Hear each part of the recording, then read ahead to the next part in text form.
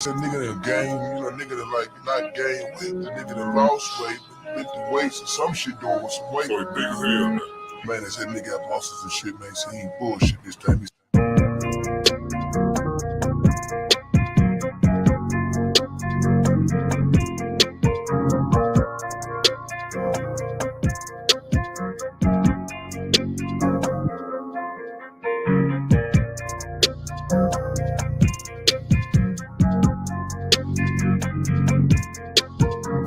I like red balls, my type, light skin, next life, hello. TFN, that's fantastic. Fantastic. TFN, that's fantastic. Fantastic. TFN, that's fantastic. Fantastic. TFN, that's fantastic. Fantastic.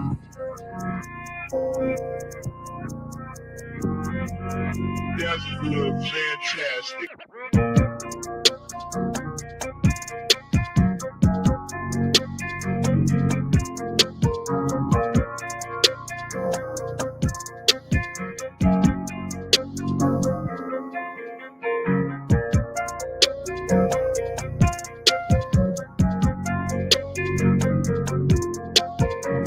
I like red balls, my type, light skin, next life, hello. TFN, that's fantastic. Fantastic. TFN, that's fantastic. Fantastic. TFN, that's fantastic. Fantastic. TFN, that's fantastic. Fantastic.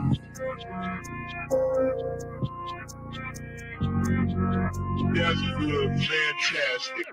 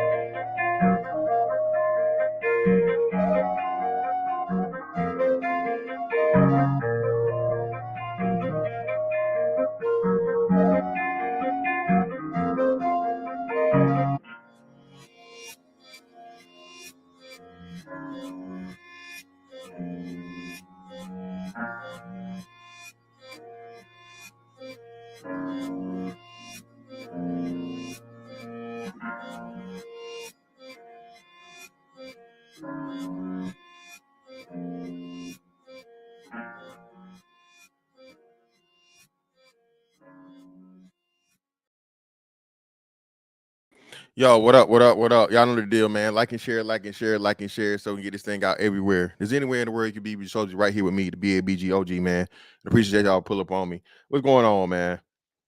Shout out everybody in the building, man. We got Nick or L in the building, man. Hey, man. listen, brother. Listen, man. Shout out to again, man. Brothers from around here. A lot of stuff we say, we are the originators of what we say, but we're the very, very few loud voices that have the cojones to say it, that needs what needs to be said. Especially those of us that understand the importance of you know, the our replacements. One of the biggest things, man, you learn out of the military, bro, is they say, hey man, you need to train your replacement. One of these days you're not gonna be you're not either gonna be here no more, or you're not going to be that rank, and you want to have the person that's going to be serving in the places you were serving as good as or better than you were. Because overall, you want the unit to be as great as possible. And you want it to continue getting greater, right?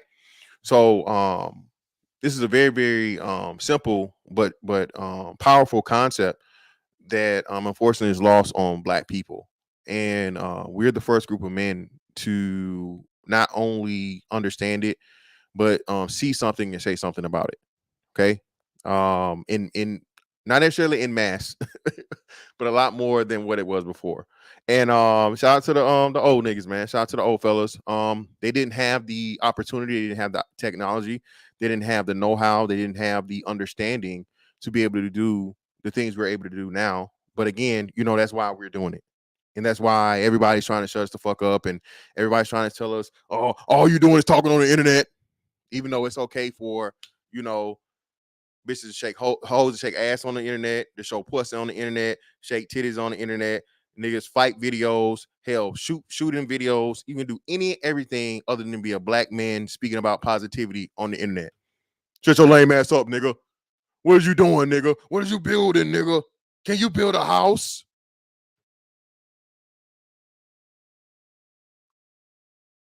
Bitch, can you balance your pH?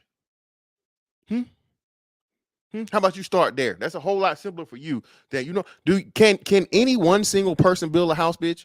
Who am I, Paul Bunyan? Huh? Motherfucking Bob the Builder, Bob Vila, Tim the Tool Man Taylor. What are you talking about, bitch? It's 2023. You know how many different certifications you need to even like build a house? You got to be a fucking architect for the design it. You have to be a fucking a carpenter to cut the wood and get the wood and all this shit done, right? You got to know how to lay sheetrock. You got to know how to do plumbing. You got to know how to do HVAC. You got to be an electrician. Bitch, do you know all this shit? Do you know what it takes to build a house, dummy, to even say that? Bro, that's why the world, bro, the world the world won't get no better. It ain't getting no better, man. People are just dumb, bro. And it's dumb. It's not ignorant. It's dumb because you have access to all the information and things you talk about. Literally, you can say something, man, and Google it to verify. What do I need to build a house? Bitch, can you build your credit? How about that? You in the 400s. Shout out SKC in the building, man. Little Federation dudes, man. Appreciate you, bro. Keep growing 18 man. I'm trying, man. I'm trying. You see Tia no. The world won't get no better if we just let it be. Y'all know that's my boy Teddy, man. Teddy, my boy now. You know what I'm saying? You know what I'm saying? But yeah, man. Shout out to Larry Elder. For one, bro, black truly does not crack. Bruh, Larry Elder is 73. Damn. Larry Elder is 73 years old. I appreciate that assist there, T. You think I was gonna hit them notes, huh? You thought your boy would come through? Huh? You thought I wasn't gonna be able to motherfucker, Yeah, I'm a holler now. I can holler. Yeah, come on, man. Come on, bro? Come on, man. I'm feeling real good today. Shout out to Twitter, man. Shout out to Paris, Paradise in Paris specifically. You know what I mean? Showing your boy love, man. Trying to get me out there. Y'all know me, man. I build everything from the ground up, man. I ain't never bought a sub. I ain't never bought a follower. I ain't never did none of this shit, man. Everything I do is why I appreciate y'all so much, bro. This shit is organic. All right, you fuck with me, you don't. You feel me? We'll do the same thing on Twitter, man. We go keep this shit moving and every other platform. And one of these days, man, we gonna be able to look back on this thing and look at where your boy came from. Look at it. Look at that. Yeah, bro. Yeah, Naked L. Bro, he do not look no 73, bro.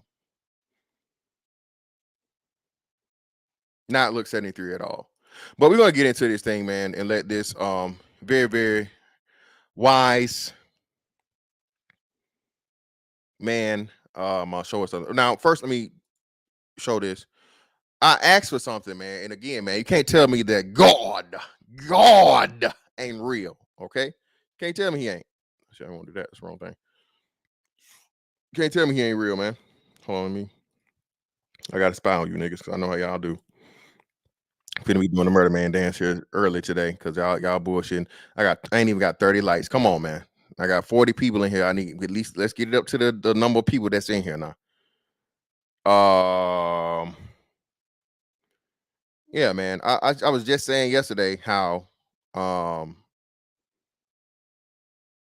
everybody's worried about the white girl with the braids, but it would be nice if y'all worried about the black boys literacy rate. And lo and behold, today he delivered. Man. Shout out to Black conservative educator. Shout out to her. Greatly appreciate you. And fourth grade reading in 2022, 58% white, 79% black, 83%, 79% Hispanic, 83% black are not proficient in reading in the fourth grade. This should be declared a state of emergency. And it is. We've been talking about this for a couple of years now, at least to my knowledge. Fourth grade reading level shit, man, is bad. And I don't think people understand is that that's where some grown adult men, okay, or men that are far beyond, young boys that are far beyond the fourth grade are when it comes to reading comprehension. Literally this summer, man, I had my son reading aloud for 45 minutes to an hour. Reading aloud. Why? It's different when you read and verbalize it. It's different. To hear something like you have visual learners, you have audible learners, you have hands-on learners, you have different things. So when you engage more than one of the senses, it helps you retain the information better, right? And then of course, repetition is a mother of skill, correct? So that's why I laugh when people, what you doing? I'm like, bro, come on. I have my own kid to worry about, man. Come on. I'm doing what I practice what I preach. I'm making sure that my son can read. You know what I'm saying? I'm making sure my son is properly educated and doing all these different things. So the message is spreading, man. Yeah, Tia. Drop what link? What link you trying to get, Peaches?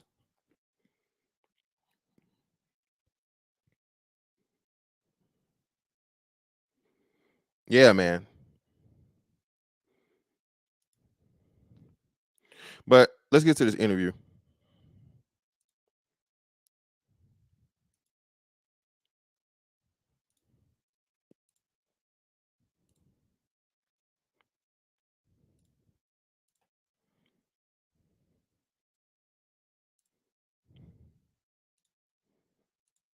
Fair use, fair use. Okay, I got you.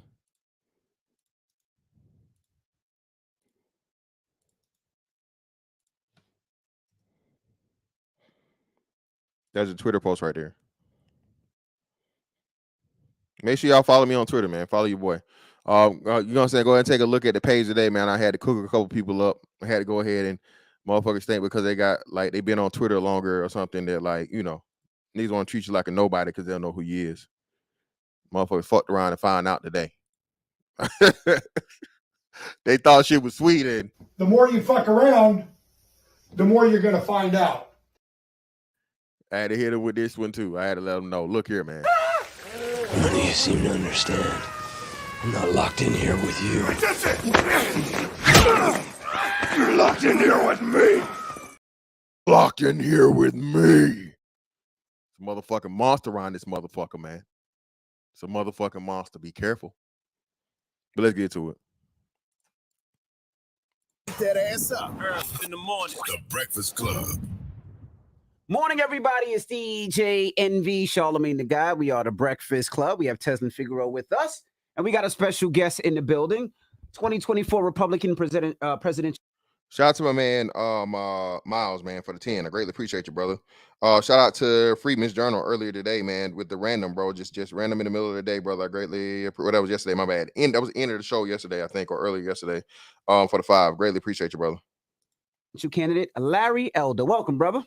Thank you so much for having me. It is an honor. How you feeling? I feel good. He does more than that, though. I mean, he was a radio host. Radio host for 40 years. Author, TV author, New York host. Times bestselling list. I got a star on the Hollywood Walk of Fame. Mhm. Corner of Hollywood and Vine, Southeast corner, just saying. Okay. I know he had a star on Hollywood Walk of Fame. Yeah, about a handful of radio guys do, and I'm one of them. Yeah, I think it's you, Elvis Duran, Angie Howard Martinez. Stern, Yeah. Big Boy. Oh, Angie Angie Martinez. A guy Martinez. named Arthur God. Shout out to my man D-Rock Den for the 5. Greatly appreciate you, brother. I was riding with the governor recall in Cali for Elder. Yeah, man, it's unfortunate though. It's really unfortunate, you know, that California is the cesspool and the the fucking epicenter of Sodom and Gomorrah in motherfucking America, man. It's crazy. The crime that's going on out there, man. The homelessness that's going on out there, bro. Just everything, man. California is crazy, bro. Crazy. I think they've had that, in New York City has had the biggest exoduses in the country, and for good reason. It's too expensive to stay there. There's no protection for the citizens. You can't protect yourself. It's no protection from the citizens from the law, from law enforcement, police. There, you can't protect yourself because of the gun laws, and everything there is, oh shit. And they just passed a law in order for grown people to be able to have sex with children. You know what I'm saying? Or not, excuse me, not be prosecuted for having sex with willing children. I'm gonna say that again. Willing children, you know what I'm saying, you lesser sentence. That's another thing, man. We're not even get into that, but let's keep it going. Free. Okay. Yeah. So let's jump right into it. Why are you running for president? Well, I'm running as an America First mega guy, and we have an America First mega guy running, obviously. So the question is, what do you bring to the table? You say MAGA. Mega. Okay. And the answer is, I bring a lot of issues to the table that I feel our side is not talking enough about, if at all. For example, the number one social problem in America by far is the epidemic, not of COVID, but of fatherlessness. Now again, black men, well, I don't want to stop right now. Let's go. 20% of black kids today enter the world without a father in the home, married to the mother, up from 25% back in 1965. Now 25% of white kids enter the world today without a father in the home, married to the mother. And the stats are clear. Even Barack Obama once cited them. The answer is, I bring a lot of issues to the table that I feel our side is not talking enough about, if at all. For example, the number one social problem in America by far is the epidemic, not of COVID, but of fatherlessness. 70% of black kids today enter the world without a father in the home, married to the mother, up from 25% back in 1965. Now 25% of white kids enter the world today without a father in the home, married to the mother. And the stats are clear. Even Barack Obama once cited them. If you're raised without a dad, you're 5 times more likely to be poor and commit crime, 9 times more likely to drop out of school, and 20 times more likely to end up in jail. What's happening? Now, actually, it's higher than 70% of black children, right? Ending up without fathers in a home, and married fathers in a home or whatever. And the white part of it is just to give fucking stats and data that it's not just us that's suffering from it, but of course we talk about the highest of levels, right? We've been talking about this shit ad nauseum, man. Now again, does everybody need to be married nowadays? Everybody's not going to get married nowadays. Most people don't want to be married nowadays. So what does that mean? Well, people are already cohabitating. People are living together. People are being boyfriend and girlfriend, or spiritual husband and wife, or whatever, what have you, and maintaining a household and living together and cohabitating and raising children. So ideally, even without that piece of paper, right, or whatever your definition of marriage may be, at the very least, if you're having children, you should be having children with a person that you're willing to raise those children with substantially through their childhood. Even if you can't make it through the whole 18 years, right? Let's just say you set a foundation to where that child is used to seeing 2 adults in a healthy relationship. Okay? That's what's so crazy, and what plays the black community so much, black men especially. And this is why I say, you know how they say black people are canary in the coal mine, nigga. Black men are the motherfucking canary in the goddamn in the radioactive motherfucking core, nigga. You're throwing a fucking parakeet, nigga, in the goddamn. You're throwing a parakeet, bro, in the goddamn in the damn, what y'all call that shit, yo? Propulsion plant, brother. That's what black men are. Real shit. Like I say, it's I don't like doing it because it's cliche, but from my nerd side, you can really fucking like speak it out, right? And talk it out. Black men like the Hulk for real. I'm always angry. Niggas always mad about something, right? But yet and still you're able to control that anger, maintain it, and channel it into something positive more likely than negative. And you survive, man, a nuclear reaction when it comes to social issues, family issues, mental health issues, emotional issues, a lot of different things, man, especially from childhood on. Shout out to Bud Crawford, man. Again, Bud Crawford, bro, like you said, once it's all said and done, look at what this dude can do from a fighting standpoint. The brother can wrestle. He can box. Again, one of a kind athlete. His father spoke greatness into him and noticed it in his son once he was born, right? But just look at what that dude had to overcome, man, to get there. Right? Look at what he had to overcome to just get here. Right? So that's what I'm saying, man, about with this fatherlessness shit when it comes to black boys, bro. And it's coupled with not only not having a father there, but being raised by women that hate what you're going to, you know what I'm saying? In the most part, hate, disrespect, and discount what you're going to be eventually as a young boy when you become a man. How many times do we hear? I don't hear any people more than black people talk about my baby daddy ain't shit. That nigga deadbeat. He don't take care of his kids. He don't this, he don't that, he don't this, he don't that. Okay, now let's say it's even that it's true, right? Even if that's true, ma'am, who picked him? And how do you keep picking these deadbeats? How do you have several deadbeats as baby daddies? Again, that goes back to what we talk about. What? Poor pussy management, man. Poorest pussy managers on the fucking planet. Nigga, foreclosure. A lot of y'all need foreclosures on the pussy, okay? Niggas was talking about foreclosure shit. Listen, a lot of y'all black women, bro, you need foreclosures on the pussy, okay? Short sale that shit. Hire a property manager, baby. Do something. But you can't keep telling me that all your baby daddies ain't shit. All these dudes that dealing with ain't shit. Baby, what's the common denominator? But this fathers and shit, man, again, to us, bro, number one thing, like he said, no ifs, ands, or buts about it. It's undeniable by the stats. In the mid-'60s, with I think the best of intentions, a Democrat named Lyndon Johnson launched what he called the War on Poverty. And since then, we have incentivized women to marry the government and incentivized men to abandon their financial and moral responsibility. You know, when I say this to people, the pushback I get is, well, there are lots of things that are going on, systemic racism, poverty. Here's the problem. Now, shout out to him for, again, putting accountability on the man. It is incentivized men to abandon their fucking moral and financial stability, right? Well, shit. Great point. If she gonna fucking had a baby, and usually this goes to the ain't shit niggas, right?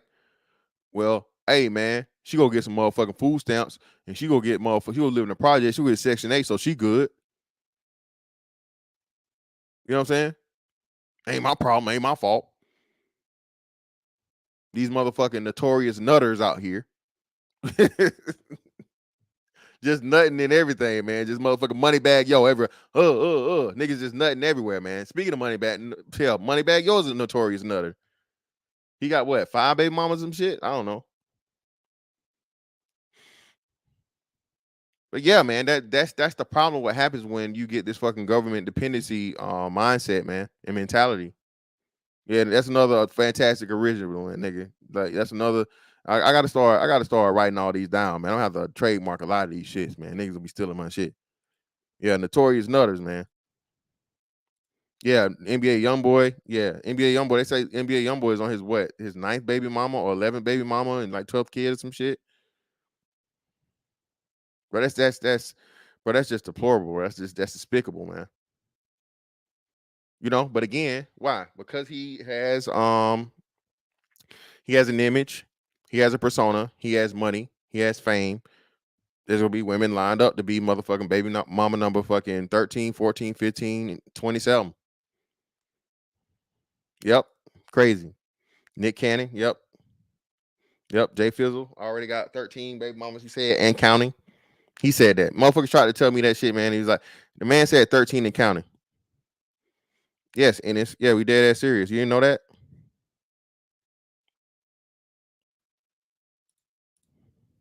If you look at a young black male aged 10 to 43, that's young to me because I'm 71 years old. A young black man in that demo is 13 times more likely to be murdered than a young white man, same demo. Young black man, real young, 19 and under, the number one cause of preventable death is homicide. Almost always.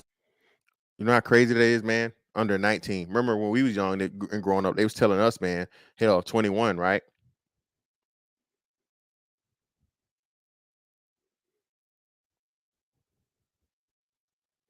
Hell, what Tupac said 24, but the way thing is going, I don't know. Right? 19 years old, man.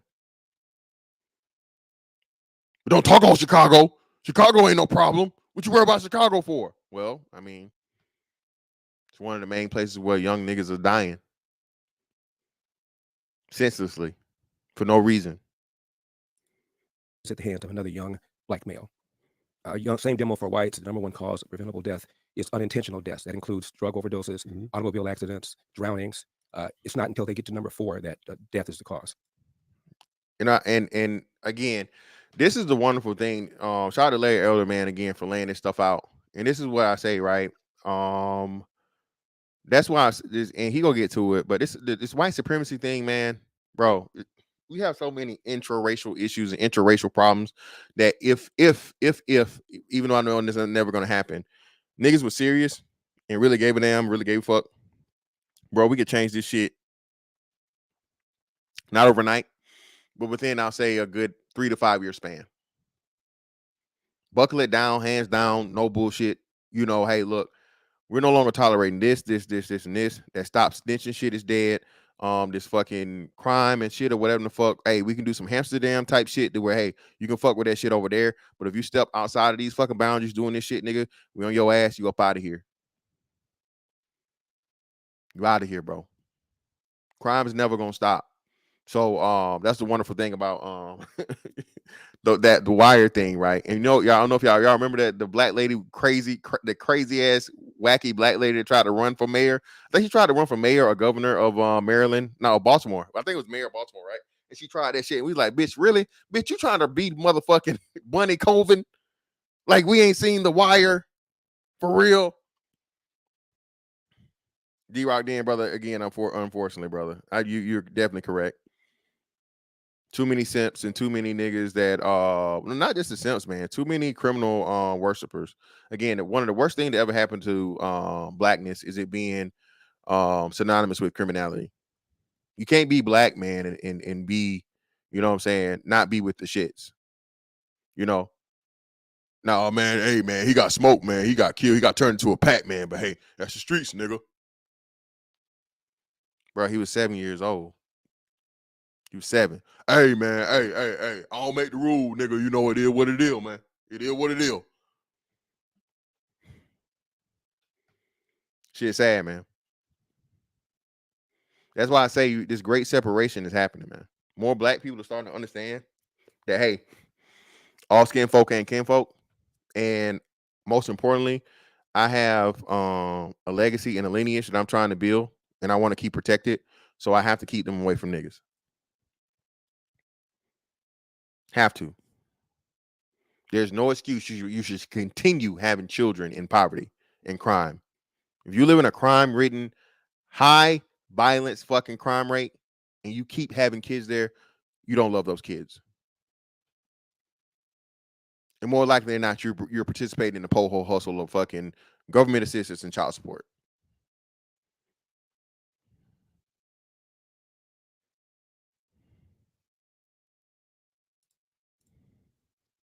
In America, 60% of the shootings, the robberies, and the homicides are committed by black people, often against other black people. Of the homicides in this country, half of them are black victims, almost all killed by other blacks. How do you explain that if it isn't for the absence of fathers? Are you prepared to say black people are just genetically inclined to commit more crime? I doubt it. And the go-to reaction often is poverty and systemic racism. Here's the problem. I tried to tell y'all that when niggas try to make that poverty excuse, bro, I've been told you that. No, you can go to impoverished fucking white towns, Asian towns, any other demographic of fucking towns and cities, the most impoverished places, man, and they will not have nearly the fucking violent crime rate. You may have some theft, you may have some whatever, but violent crime, especially like murders and assaults and shit like that, will not be as high. Nowhere near. You change the motherfucking race, man. You change the face. Those numbers motherfucking race. Okay? Change the race, change the face, the numbers race. Shout out to Deborah Leonella. Yeah, you're not a real nigga. You ain't a real one. 1940, when there was blatant racism. This is before Brown versus Board of Education, before the Civil Rights Act of 64. KKK was still alive and well. 87% of blacks lived under the poverty line. Now it's about 14%. You can't blame it on poverty. You can't blame it on racism. It is a breakdown of the nuclear intact family, and neither side is talking about it. The left doesn't talk. Well, brother, it's definitely a side that's talking about it. There's a very, very small side, and it's a very, very small side that's trying to, as you're going to talk about, get people to stop motherfucking getting free money. The problem and issue that happens, man, and this is why I say is black men are kind of not kind of, but black men are in a catch-22, right? This whole table thing and this negotiation aspect or whatever, it's like you're begging the woman to like you or deal with you to get on your program. And it's really not that. It's literally the people that you're coupled to that you have to work with in order for your race, for your group, for your demographic to be successful. That's why I say it's very disingenuous when these conversations and things start happening and it's said, because, and this is why we need more of the black women versus the hood rat hoes, okay, to start speaking up louder and to start actually having these conversations in good faith and stop worrying about what the hoes gonna think of you. The biggest issue and problem is that the quote unquote good black women will not break away from the fucking sisterhood. Niggas will call out a deadbeat all day. Look, bro, a nigga's deadbeat ass nigga, bro. He not taking care of his kid. That's not a nigga I'm trying to fuck with, bro. I'm not. Outside of just like he tried, and the woman made it a fucking living hell and impossible for him. Hey, then I can respect it. But a nigga is out here a notorious nutter, man, serial impregnator. Nah, dog, I can't fuck with buddy like that. He can't be in my circle. What does that say about me? Right? So that's the thing, man. Men already hold each other accountable. Women don't, though. Well, she didn't have no choice, and it ain't her fault. That, her baby daddy ain't shit. She got 4 of them, shawty. Baby, she got 4 baby daddies. Ain't none of them shit. Who keep having the babies? By the same ain't shit niggas. It is her fault. Well, no. Say it with me now. Say it with me. It's her fault. Well, is it? No. Damn it. Shut up. Say it with me. It's her fucking fault. You right. Start stuttering, man. It's like an exorcism, dog. Yeah, Freeman, that's my shit too, man. Another fantastic original, man. Notorious Nutters, man. Another fantastic original, man. Y'all, hey, man. I hope y'all know, bro. We got I'm less than 20 days, bro, before I ain't gotta go back to work no more. But then we a few months away, man. Bro, from December on, hey man, it's on. I'm gonna be completely, totally free. Ain't no motherfucking shackles on me, brother. I can say any and everything I want to motherfucking say. I'm telling y'all, man, if you thought this shit is good now, you thought it's funny now, you thought it's entertaining now, you thought it's informative now, bro, it's only gonna get better, bro. Y'all know me, man. I got, it's certain stuff that I can't go, certain places I can't say and talk about. But hey, man.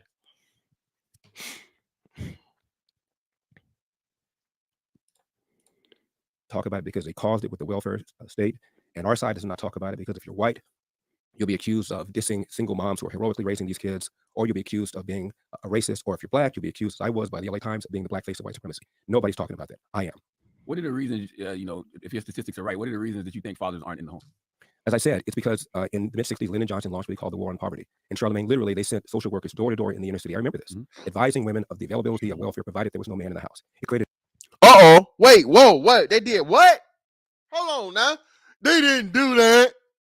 They didn't know. That ain't the cause. Black men abandon their families. It's the black man's fault. Black men left. They just pick up and left. They just disappear. All the black men in the fucking country, they came back from that war and they was like, fuck them kids. Fuck the kids? Yeah. fuck them kids. Whole generation of black men was just like, fuck them kids. I'm gonna let him run it back and let him tell you again.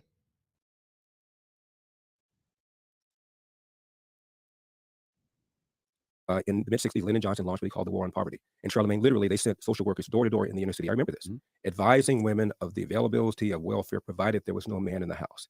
It created an economic incentive for women to marry the government. Same thing with whites. In 1965, 8% of whites entered the world without a father in the home married to the mother. Now it's about 25%, also up threefold. Look at census data, 1910, 1920, 1930, in places like Milwaukee, Chicago, Philadelphia, a young black kid was slightly more likely to be brought into a world with a father in the home married to the mother than a young white kid. We have incentivized this kind of bad behavior, and it's had a disproportionately bad effect on the black community. And that disproportionate effect on the black community was why? It was a choice. It was a choice that black women made in mass in comparison to any other fucking demographic, bro. And still to this day, choose it. You hear black women saying, I don't want to be married. I don't want no husband. I don't need no man, but I want my child. What kind of sick shit is that, man?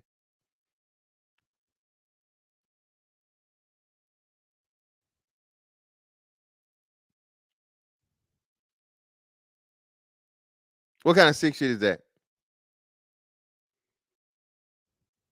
But again, women are selfish. Women don't want to be under control of no man. Women don't want to be told what to do. She want to be free. She don't need no man. She a boss. Niggas ain't shit. I can do bad all by myself. Bro, there's literally, bro, over 100 phrases that black women have when it comes to maintaining a healthy relationship, especially with the father of their children. Ain't that something? Look, we got one raising her hand. Look, there we go. Hey, be honest, baby. We like it though. I respect the honesty. See?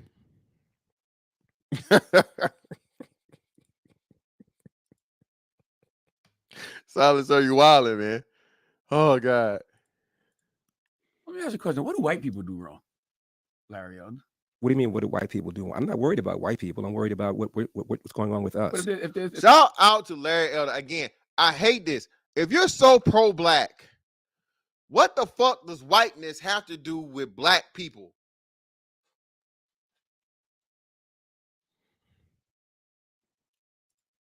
Single by choice. The single one, baby. You still getting that dick though. You hold on. Single. You still pulling up on niggas like. Yes, Daddy, come get this cooch. It's hot and ready like a Little Caesar's pizza, baby. Hot and moist. You're gonna have to lay me on a towel. Let me bend these legs back like a paper clip, bitch. Daddy, come get this cat. And get the bottom of that pussy. Come on, stop playing with me. You see, now here you like. So now you celibate. You celibate. You ain't let nobody get to the bottom. Don't let every man hit the bottom of your vagina, the root of your vagina. But they don't know about the bottom. They don't know about the bottom. Yeah. Cow.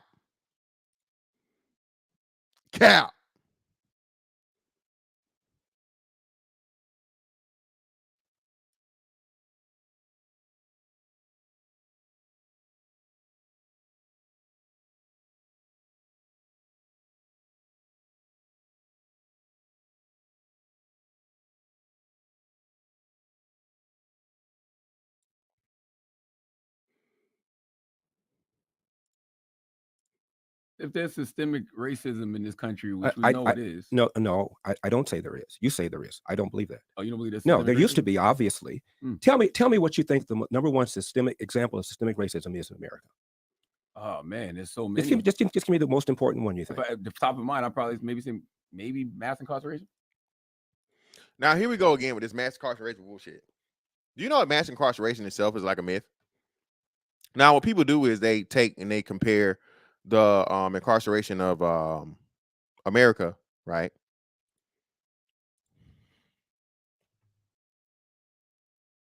to the world.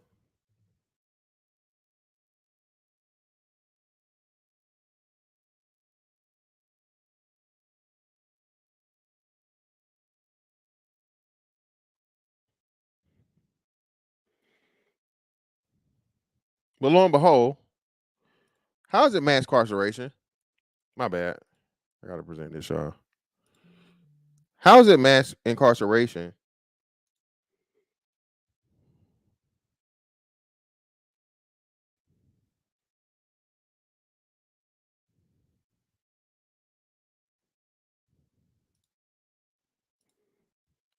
when it's not even 1% of the population?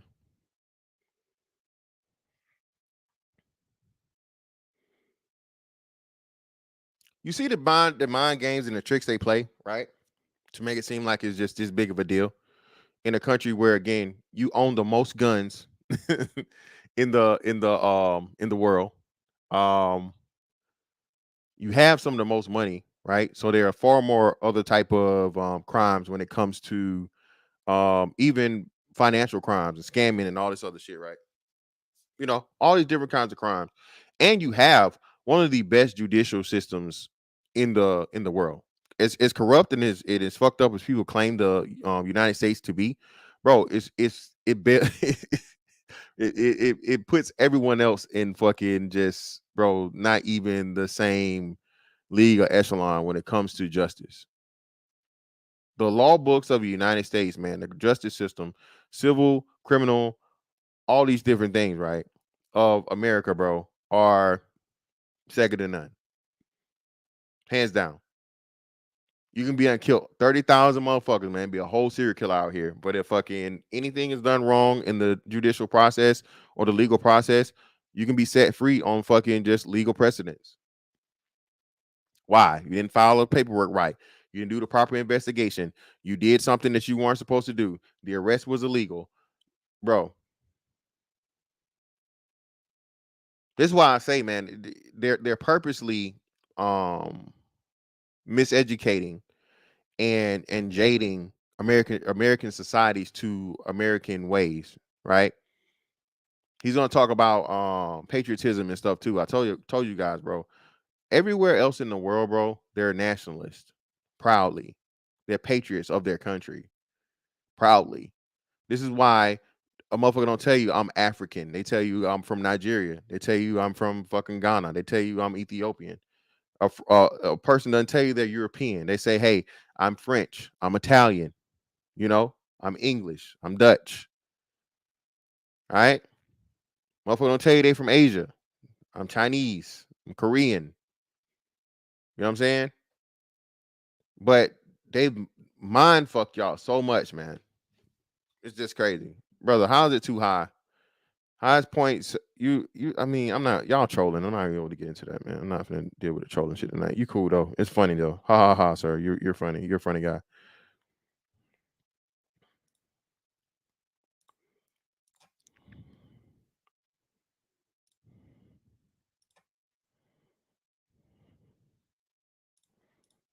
Maybe. Really? In during the Great Depression, when 50% of Black adults were unemployed, you didn't have this kind of mass incarceration. It's the breakdown of the family.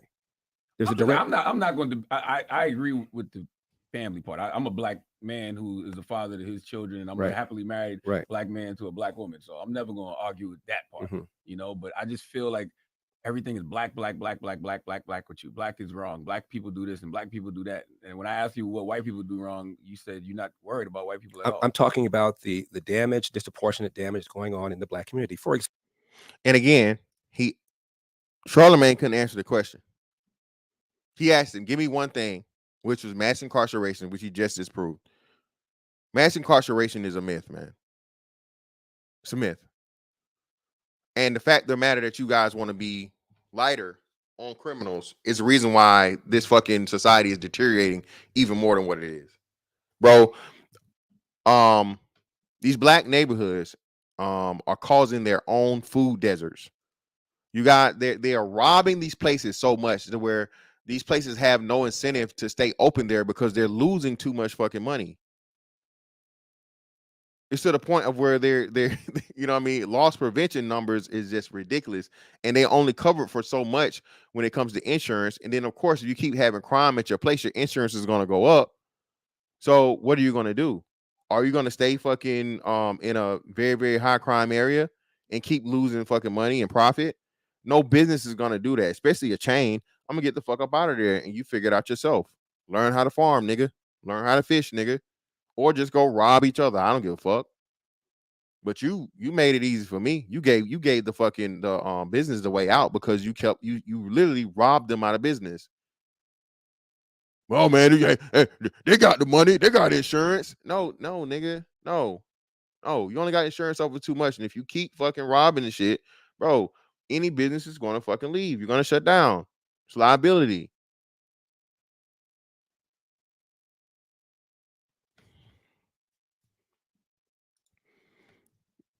This dude's Kimmy 31. Who is this dude? What are you referring to, ma'am? Yeah, G Dizzle. Hey, fuck them. Yeah, bro, they locking up everything. Motherfuckers gotta lock up the Tic Tacs in the motherfucker in the chapstick, man. You gotta put locks on everything, dog. This is crazy.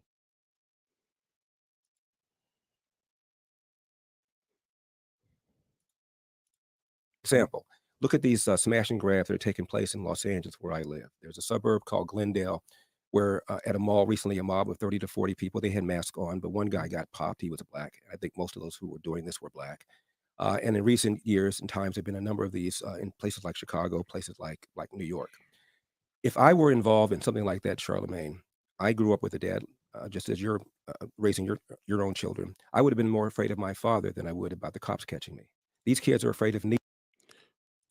They don't have a father in the home. Cops are demoralized. There are a number of these in places like Chicago, places like New York. If I were involved in something like that, Charlemagne, I grew up with a dad, just as you're raising your own children. I would have been more afraid of my father than I would about the cops catching me. These kids are afraid of neither. They don't have a father in the home. Cops are demoralized. They're pulling back. Their manpower is short. And as a result, you tell a bad guy you're less likely to be caught, convicted, incarcerated, crime goes up. They may be criminal.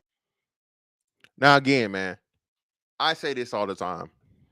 The importance of fathers, man, is just that fathers serve the purpose, man, of we're literally the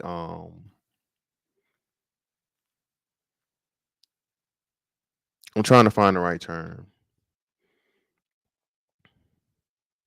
They were literally, bro, the police before the police. Right? Again, I come from the era, man, where we fucking, used to argue. My daddy can beat up your daddy. My daddy's stronger than your daddy. Having a father in the home, man, early 80s, right? Great thing, right? And what I'm saying, you grew up around your dad, you wanted to be your dad, and all these different things. But now, like you said, lo and behold, man, these kids don't even have that. Don't have it. There's nothing positive, anything said about it. Some of the relationships are actually purposely denied, and interfered with. And now, lo and behold, there's not that loving discipline there. And again, most importantly, healthy fear of men. The healthy fear of a man has been replaced by a hatred of a man. As much as I disagree with Charleston White, he said one of the most prolific things I ever heard him say, man. And that was like, man, these black boys, man, they hate niggas. They hate a black man, a grown black man in authority. White man, they don't like him. They'll cuss him out. They'll do that. They might fight him or so on and so forth. But a nigga, though, a grown nigga, kill him. Get him out of here. Who the fuck you think you is, nigga? Fucking talking to me, old ass, lame ass, stupid ass, weak ass nigga. You don't know shit about me, nigga. You ain't from my street, nigga. Pow! Now you dead over what? Nothing. Young black boys, man, are literally taught to hate what they're going to be. Media, their environment, the community. The shit is contagious, man. It's scary. Right? But if you say something about it, right? And that's why I say, man, it's a fucked up part. And it's another one of these situations where you're in a catch-22. Bro, I'm not finna mentor these little motherfuckers, man. I got my own motherfucking kids. I got my own kids, man. I got my own kid to worry about. You know what I'm saying? Why the fuck am I going to go out here and literally risk my life to talk to some stranger's fucking kid, man?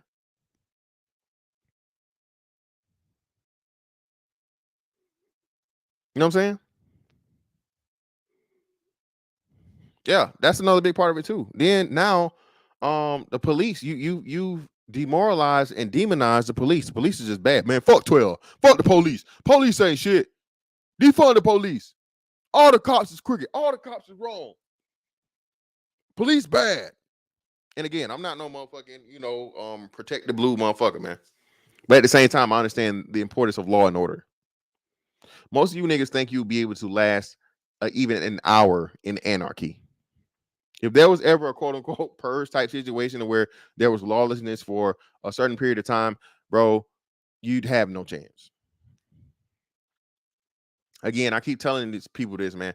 People just don't understand, bro. You have to grow into a level of psychopathy and just rage, wrath, and violence. You have to grow into that if it's not already in you. That's not something that you just have. It's not something you just have the ability to fucking kill another grown adult person, man. Just for shits and giggles. Not out of self-defense now, but just off the strength of like, hey, there's somebody, pow. Or there's somebody, jugging a nigga up. The majority of fucking society does not have that. The majority of fucking humanity does not have that. It's not in you. It can be forced, and like I said, out of the thing to protect yourself. But that's what I'm telling you. That's a disadvantage when it comes to just a murderous, psychotic motherfucker. And that's what I'm saying. When those people right there run the fucking everything, when there's no law, when there's lawlessness, when there's anarchy. People just really think they can just turn it on and turn it off. That's definitely not the deal.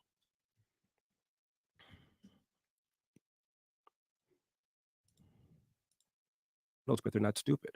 When you say, what do white people do? I mean, this is a country that has struggled mightily to get over its historic racism. There was a civil war. There was a big civil rights movement. This is the only majority white country that's ever elected a black president, let alone reelected a black president. The three biggest cities in America are New York. Shout out to Ronald. Yeah, hey, that's another great point too, Ronald. And that's how the hatred gets passed down to the young boys, before they're men, to hate the men. But the thing about it is, the women aren't as violent and don't have the ability to kill like the boys do. That's the only difference. Now the women can get one man or one young boy to kill another person. She can be involved, but she won't do the actually killing herself. So that's a great point too, brother. Appreciate you. New York, Chicago, LA, they all have black mayors, even though no city has a majority of black population. The president of Harvard is a black female. Martin Luther King in 1966, Charlemagne, gave an interview to the BBC. This is 2 years after the Civil Rights Act of 64 got passed. And he said, I'm amazed at how many positive changes there have been in America in the last 2 years. Why, if things keep going like this, we could have a black president in about 40 years' time. Do the math. Right on cue, Barack Obama elected 2008. What does that tell y'all, man? 10-4 Tuesday. That was a hint. I also got the I like Mandela effect coming up. The ultimate finesse of the Barack Obama saga, man. Bro, this Barack Obama shit, man, is crazy, y'all. For real, this Barack Obama shit, man. This is crazy, baby. This is crazy.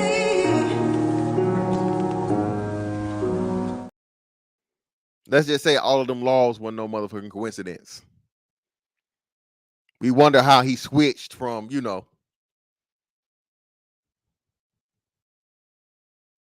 That's crazy, man. Shout out to United Drizzle America. Yeah, predictive program is a motherfucker, boy. And then, and again, what does that tell you? Ain't no such thing as an election, man. It's a selection. Every now and again, you might slip through there. Like, I don't think Donald Trump was supposed to happen. Donald Trump was a time where that was not supposed to happen. And you do have that every now and again. This is why they're trying tooth and nail for him not to get it back in there. And again, I'm not this pro-Trump thing. This isn't Trump is the savior and all this other shit. I really don't know how to call that. I really don't. I don't know. I don't know, man. But is he as bad as what's going on now? No fucking way. Yeah, hey, the whole time, brother fucker, man.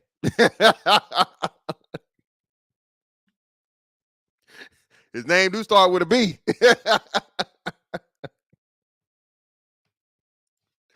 Oh, God. He didn't say there'll be a black female president of Harvard, and there has been. He didn't say there are going to be black CEOs of Fortune 500 companies, and there have been several. He didn't say the percentage of the House would equal the percentage of black people in the population, and it does. He didn't say the 3 largest cities would have black mayors, and they do. He didn't say the largest and most prestigious organization of doctors, the American Medical Association, would have 2 black presidents, and there have been. He didn't say the most prestigious organization of lawyers, the American Bar Association, would have 2 black presidents, and they have. He said president, meaning at that point, I can feel that I've reached the mountaintop, which is the speech he gave right before he got assassinated the day before. And now we act as if Barack Obama never even got elected. And we're still talking about Mhm. systemic racism. It's not fair. It's wrong. And you're discouraging Black people from working hard. 1990s. Okay. Mr. Elder, quick question. Now, again, man, I say this in the most disrespectful way possible. I hate this bitch. I don't know who this person is. What makes me hate her even more, she always talks about being a veteran and her service to the country. Bitch, you make every veteran look stupid as fuck. Shut up. Shut your dumb ass up. Question. Let's just remove the word racism, since that seems to be a word that triggers, a conversation down the water hole. Let's just focus on the word system. Okay. You mentioned that the system was the one that discouraged. And again, we have no problem with agreeing that the family, the Black family, should certainly has some room for some improvement. But let's just focus on system. Room for You said that the improvement? system. Well, we're not going to go down that water. She can't, and this, bro, I learned this today, even more so today, in the last couple of days with the Twitter shit, right? Black people do not understand how to have conversations. Black people do not understand like foundational motherfucking like like facts and data. They don't understand a logic train. They don't understand just the bare basics of a debate or a discussion or anything. They don't. This is why it's so difficult to talk. And like, shout out to my people, man. I understand why you get so frustrated, man, because people really do think they're smart, bro. The dumbest people really think they be doing some shit, like for real, dog. And that shit, bruh, that is mind blowing, bruh. That is mind blowing. This woman is, her IQ is so low, bruh. And they bring this woman up here, bruh, and she has no reason to be talking about politics. She understands nothing about it. Only thing she knows how to do is argue about racism, argue about racism, argue about racism. This is a woman that got embarrassed and embarrassed all fucking Black people when it came to fucking Vivek Ramaswamy, right? And she's talking about being the motherfucking fish stick president in fucking elementary school. Man, please shut the fuck up. Please just stop. And Breakfast Club, y'all need to stop bringing this fucking woman on here, man, because it's just making you guys. You already are you guys are extremely biased when it comes to anything other than a Democratic fucking candidate, which again, you guys allow, okay, a person to come on your fucking platform and say, if you ain't Black, okay, if you don't vote for me, you ain't Black. Y'all allow that to be said. Just like y'all allow fucking Hillary Clinton to pull fucking hot sauce out of a motherfucking bag, not understanding that, hell, Beyonce wasn't even talking about actual fucking hot sauce. Hot sauce was some stick or some bat or some fucking melee weapon. Motherfucking Beyonce on motherfucking Call of Duty, nigga. One hit. Yeah, bro. Shout out to Jabroni Z, bro. Yeah, this shit is crazy, bro. Horrible. Tia P, thank you, Tia. Y'all need to petition them to get this bitch out of there, bro. Shout out to Freeman's, man. This bro represents the kid. And again, bro, bro. Inept, unaware, just downright stupid when it comes to fucking a topic she shouldn't be speaking on. She didn't even understand. She can't even make a fucking solid fucking argument when it comes to her racism fucking base and bullshit. This is just ridiculous, man.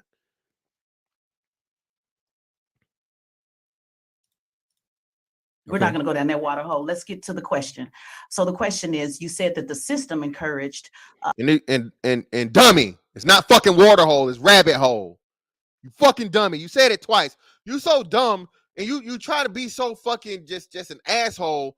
You don't even know what the fuck to say. It's rabbit hole, dummy. Rabbit hole, not water hole. Black women to be single mothers, correct? I said the welfare state, yes. The welfare, the system. So who's in Okay. charge of the system? Who was in charge of the system? Well, it was Democrats that passed it. And who were Democrats? Were they Black or white at that time? Well, at the time, majority of Black people were Democrats, as the majority of Black people are Democrats now. Not the voters. I'm talking about the system. Remember, the main idea is the word system.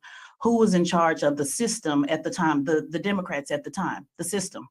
I'm just going to Charlamagne's point about white or black. Was it white Democrats in charge of the system or black Democrats in charge of the system? Well, if you're prepared to say that Lyndon Johnson did this viciously with an intent to destroy the black family, I disagree. He did it with the best of intentions.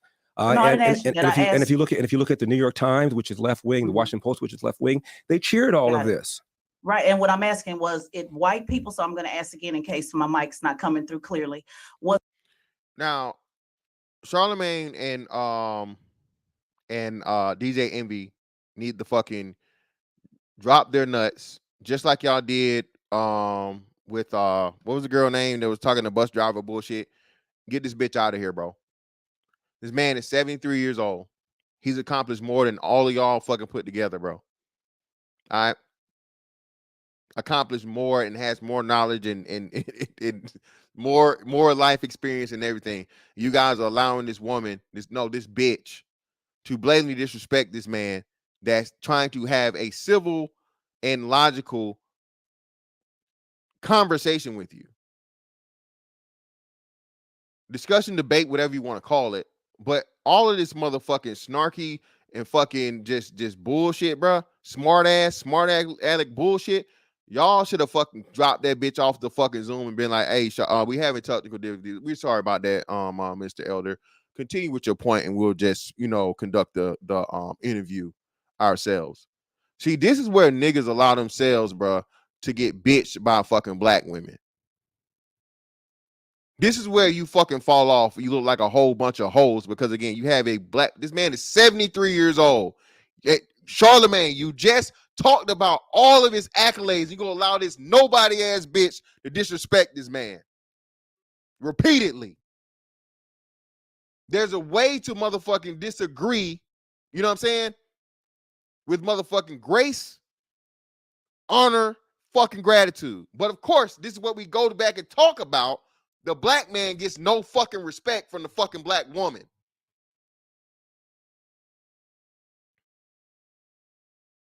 This man's 73. He actually seen the shit you talking about.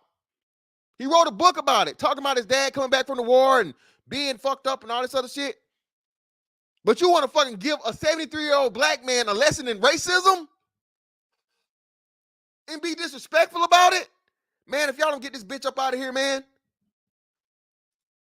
Was it white people in charge of the system or black people in charge of that system that helped break down the black family? It's a simple yes, just a simple question, white or black?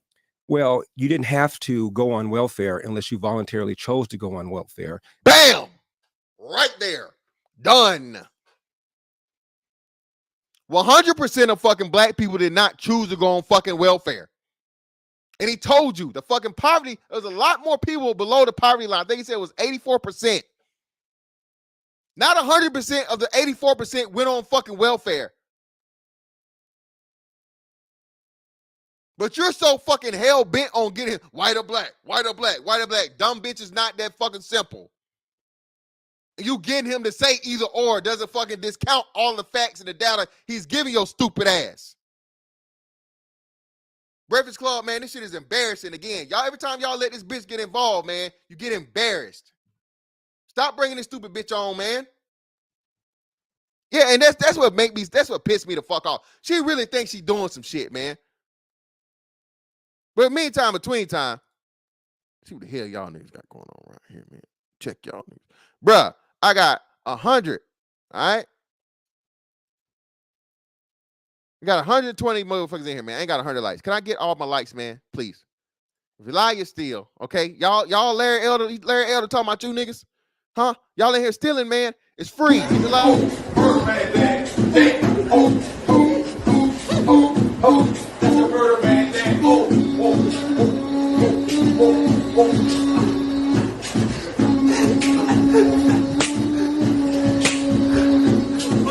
Real more shit, man. That's why more bodies, man. Hit the damn like button, man. It's free. The inducement was put there by Democrats, by the left. Correct? Okay. White Democrats, well, correct. most black people were Democrats, and they voted for these white people. Not too. voters. I said who's in charge of the system. Well, who puts Who's them? in charge? Who puts them in charge? Was Lyndon Johnson white or black? Who puts them in Maybe charge? that'll help you. Fine, Lyndon Johnson was white. Thank you. Okay. But if your argument is that the reason he did it is because of racism, then I disagree. He did it because of That's not my argument. I just asked you a simple question: was he white or black, Charlamagne? And you know, bruh, this is why I don't feel bad about the reputation that black women allow themselves to get. There should be a number of black women, and everybody that calls into the fucking show or the fucking Power 105 show or whatever should be demanding this bitch be kicked off, banned, and never brought back to the fucking show. All she does is make fucking the Breakfast Club look dumber than you already are.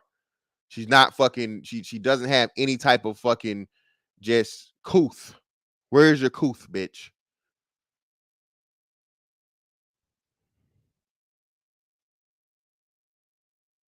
I promise you, no man can stand this woman further than the motherfucking than her swallowing.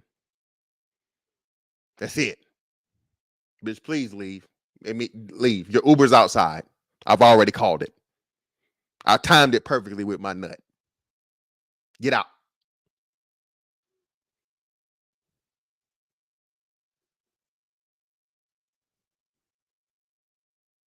This is an insufferable bitch.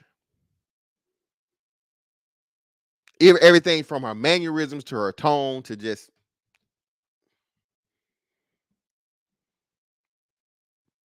Shout out to Gonyo, man. Super sad for the heat you delivered on the daily. Hey, I greatly appreciate you, brother.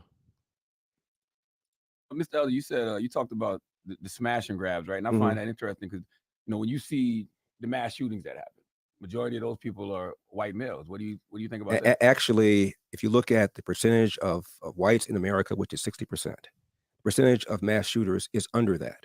The percentage of people that commit hate crime is under that. The percentage of people who are serial killers is under that. Black people are 13% of the population. We commit a greater percentage compared to that But no, of you mass specifically shootings. talked about the smash and grabs, though. So I was saying, since you're using that as an example, I'm saying, well, what about the mass shooters that are usually white males? One more time, they are usually white males because 60% of the country is white. However, they underrepresent in terms of the number of mass shootings. Again, man, shout out to Larry Elder showing you how to be respectful, but be firm, and to get your point across. See, this is why I say dumb ass niggas don't deserve or belong in these conversations. If and when you're fucking underrepresented in something, that means you're within the fucking parameters of what it should be is normal. Again, there's never going to be a situation to where there's no murders, there's no serial killers, there's no rapists, there's no child molesters, there's never going to be a paradise where none of those things happen. What he's telling you though is, since you niggas want to have the go-to of mass shooters, and even then, actually, if you get into it, there are more mass shootings committed by fucking black. Well, not more, but it said the rate is much higher in black people because drive-bys, gang bullshit, whatever. And I think it's anything more than 2 people. Well, no, is it 3 or 2? Depending on who you listen to. I think FBI statistics is 2, and then something else or whatever else is like 3. So depending on which one you're looking at, because it's defined differently by the different fucking law organizations. But I think it's anything more than 2 people shot, wounded, or like a person is like a weird fucking formula where like if it's a person killed and a person shot or something like that. I don't know. It's just some shit. Yeah, that's sometimes it's all kinds of weird shit, man. It's weird. I don't know. You gotta look it up. But again, man, why are we talking about white people? What do white people do when we trying to fix black people? Black people, can we please tell me why we always run to the white man? The white man, the bigger serial killer. It sounds good and some tit for tat bullshit. When motherfuckers talking shit about each other and you having like a Twitter fucking race war fucking argument. Cool, fine. Okay, but we not worried about the fucking white folks, man. They ain't got we trying to fix us. He trying to tell you there's a major issue and problem that's disproportionately affecting the black community, black people. Okay. And again, one of the greatest things that old people understand that the younger people definitely don't understand and don't see until you get old, until you have a level of wisdom and understanding is, bro, in order to keep you fucking going, bro, you're going to have things prepared and in a good fucking, you're supposed to leave things better than what you got them, than how you found them, right? for the people that's gonna come after you. Again, train your replacements. Set your fucking replacements up for fucking success. Set up your and the most wonderful thing about it is, again, when you say replacements, those are your children. You know, those are your nieces, your nephews. Those are your godsons. Those are your young people that you fucking find value in and you have some type of positive connection with. You know how Umar taught in fucking damn, not Ben X. What's his damn name? What's the ex school for boys? I can't think of the brother's name. It'll come to me, but y'all help me out. But Umar and that young brother, right? Telling you go door to door and mentor for these hoes. Brother, whoa. Whoa, brother. What do you mean? No. Remember I showed you King Randall. Appreciate you, bro. King Randall. Appreciate you, Freedman. Appreciate you, solid sir. Appreciate KP. Yeah, King Randall, right? And then King Randall go goddamn put the thing up there talking about, you know, these other folks' kids molest kids. Nigga.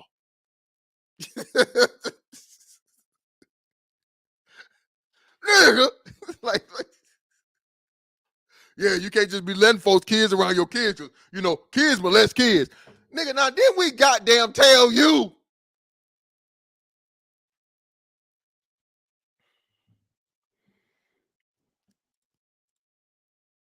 About 50% or so of the mass shootings in this country are committed by white people, even though white people are 60% of the population. They underrepresent. We overrepresent when it comes to hate crime, when it comes to mass shootings, when it comes to serial killings, when it comes to robberies, when it comes to virtually every category of violent crime. We overrepresent. So what do white people do wrong? I'm gonna keep asking you that because I want. Well, like, it seems to me, rather than deal with what's going on, the pathology that's going on in the inner city, you want me to talk about how bad white people are, No, which I don't. Thank you. And again, what does that fix? If your house is on fire, why are you worrying about what the fucking neighbors motherfucking had for dinner yesterday? I wonder what Susan cooked. I think I saw them bringing salmon in the house, you know, when they were carrying in the groceries. Nigga, can you spray the hose? The house burning down. Why the fuck we worried about Susan and motherfucking Bob white ass? Fuck them. Nigga, we got our burning house. That's what's wrong with you dumbass niggas, man. Why is we worried about white folks is not worried about you? How about you take the white folks fucking thing and do the same thing and not give a fuck? Not be concerned with them. Bruh, y'all black women are going crazy because a white girl got some braids. Black women are losing their minds because a white girl chose to get some fucking box braids or whatever. I don't even fucking know, but braids.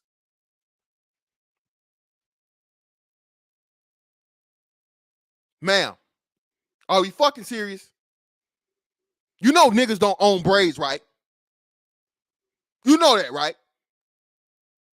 You know that like we're one of the America is one of the youngest fucking major civilizations on the planet, right? You know that, right? Africans had braids before you. Europeans had braids before you. Asians had braids before you. Nigga, anything you do with braids is not you. Niggas do not own braids. Niggas did not make braids. Like I said, only thing niggas earn with hair shit is relaxers and jerry curls, nigga. Straighten hair and make it fucking drippy and fucking curly. Okay? And hairlines. We do own that.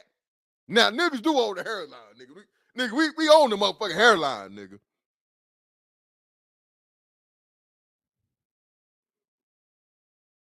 But again, man, do you see the fucking, again, bro, the lunacy in this shit? Bro, we got way too many other problems going on with us, in ourselves, and y'all worried about a white bitch getting a hairstyle?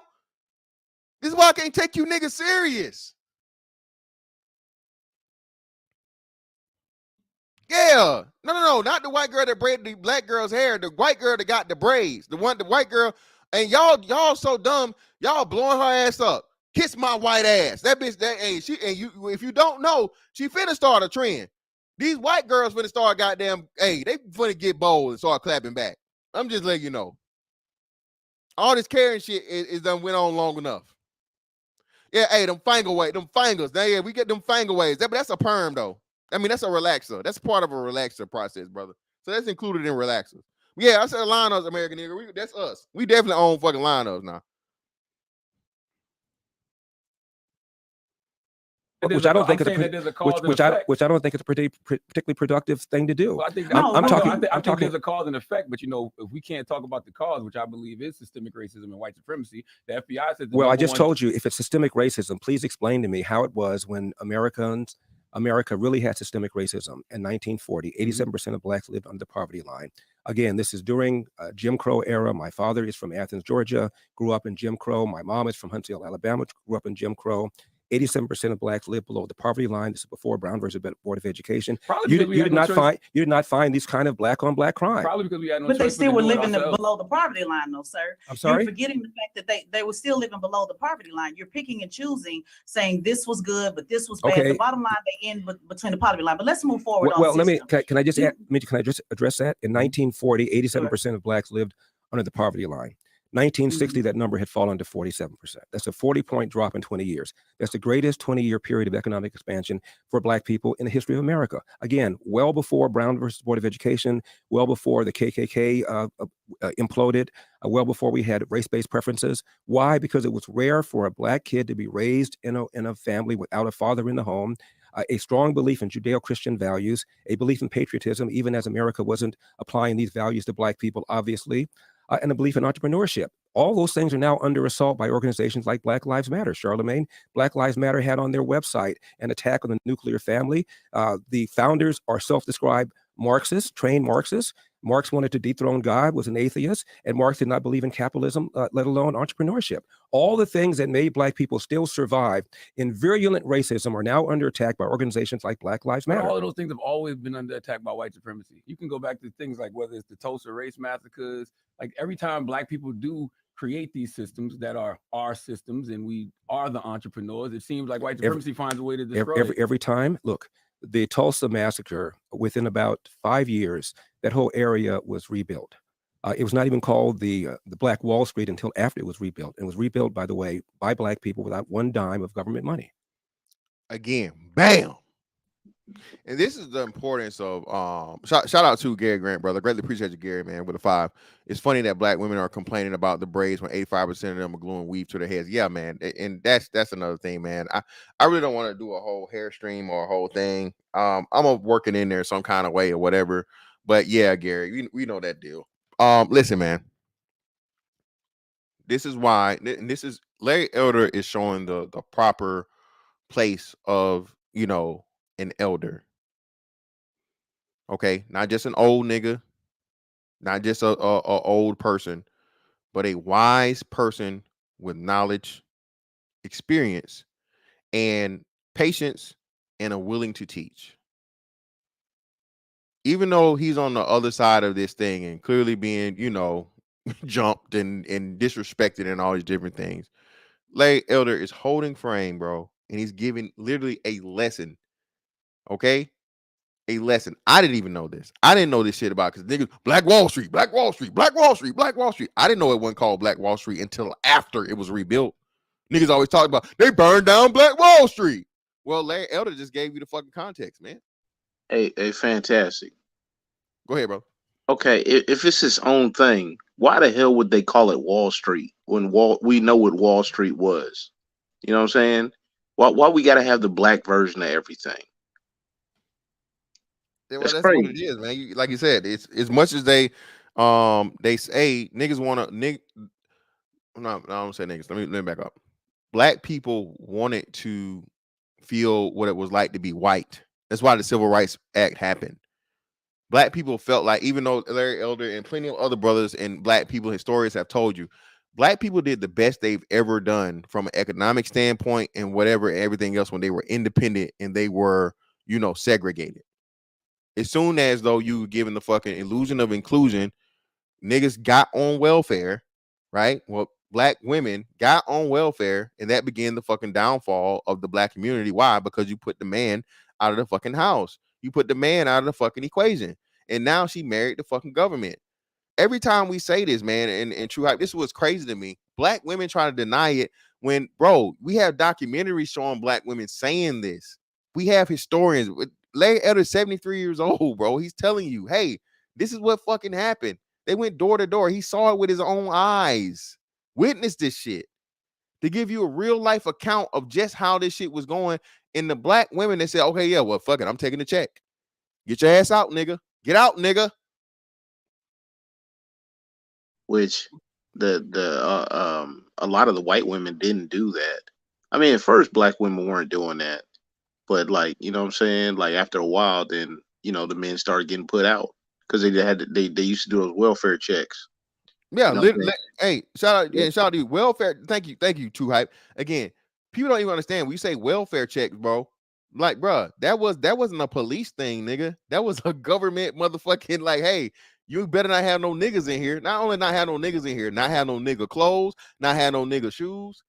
Like, hey, they was checking the closets and shit, man. Checking for work clothes, checking for motherfucking boots and all this other shit. Evidence of a fucking man to make sure the man wasn't there. That's why I say I don't agree with Larry Elder when it comes to, well, it wasn't a nefarious thing, brother. It was very, very nefarious, brother. It was extremely nefarious. It was extremely nefarious because, again, they were hell bent on making sure that man wasn't involved at all. They understood the fucking power of that and what it was going to do. Well, you know, the road to hell is paved with good intentions. So even if it wasn't nefarious, you know what I'm saying, it can still have nefarious results, you know, if you will. Yeah.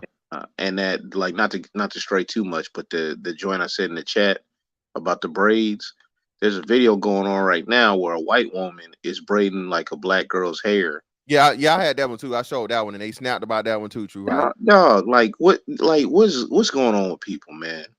I was like, that's actually a good moment right there, man. And people trying to find some way to be mad about that.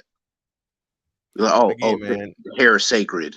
Yeah, bro, stop it. And like I said, every man has said it. Like, how the fuck you talk about hair sacred when 90% of the time you got somebody else's in it that don't look like yours, not your texture, none of this bullshit. But yeah, keep going. Yeah, but who destroyed it to begin with?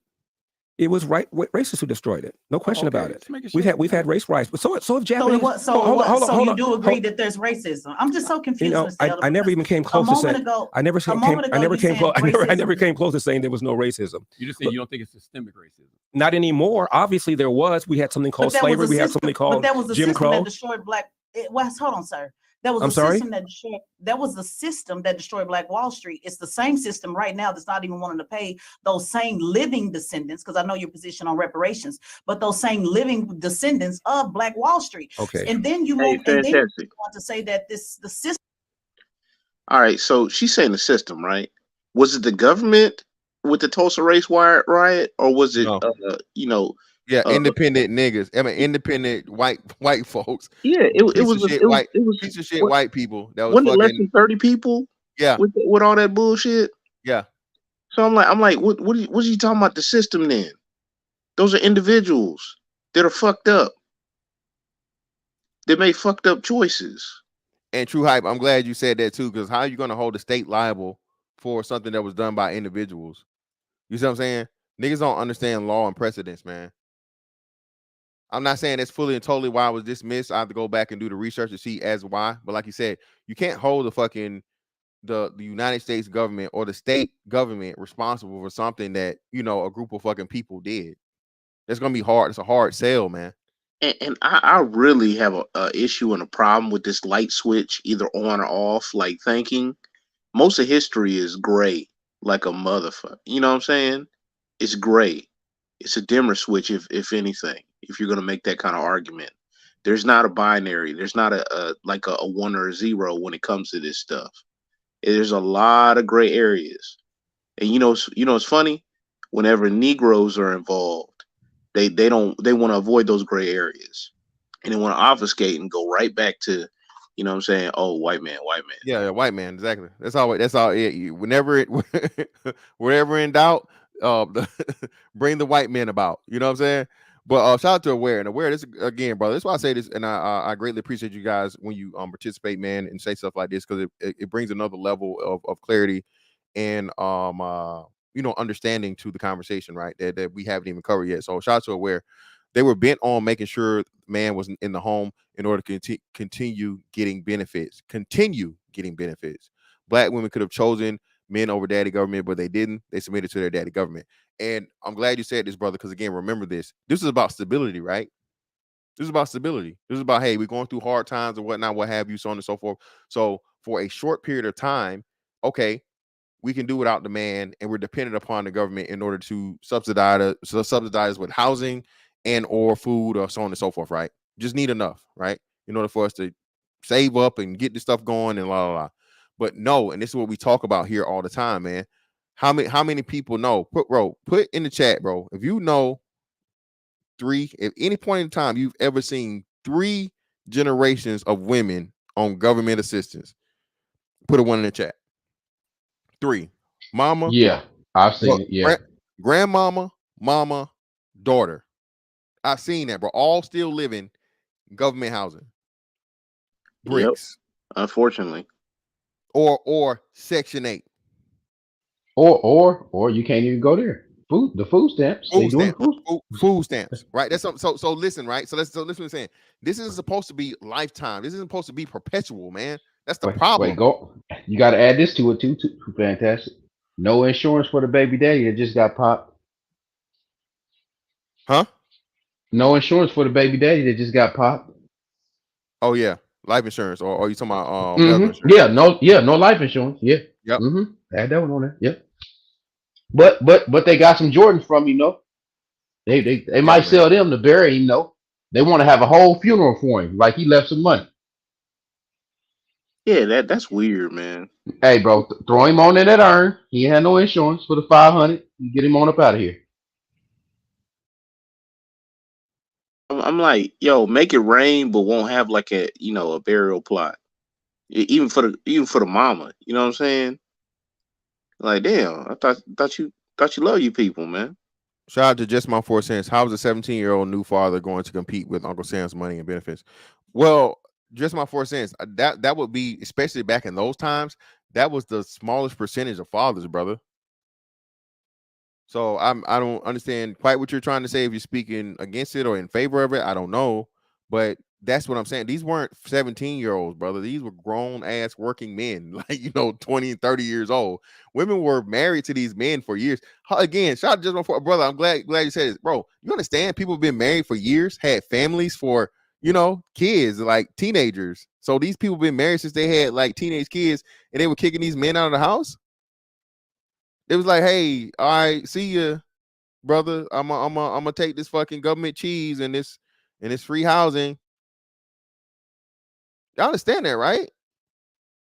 Hey, weren't most men established before they set up families anyway? Yes, that's true. That's what we saying. That's what Larry Elder told you. Look, despite having the fucking being below the poverty line, you had the fucking the 20% fucking or the 50% fucking drop within what a 20-year span or whatever, right? And then on top of that, again, even though they were below the poverty line, still black families were intact, were doing the best they were ever fucking doing. Fantastic. Financially, education-wise, all these different things, and so on and so forth. So even that, like you said, these men weren't just these bum-ass niggas, like, out here, yes, sir, I shine your shoes, sir. Like, bro, no, that wasn't going on like that, man. Fantastic. They are just dumb and disingenuous. They act like they don't understand the fact that if you have 2 incomes, you can get more house. They act like they don't understand the fact that grandma got their granddaddy house.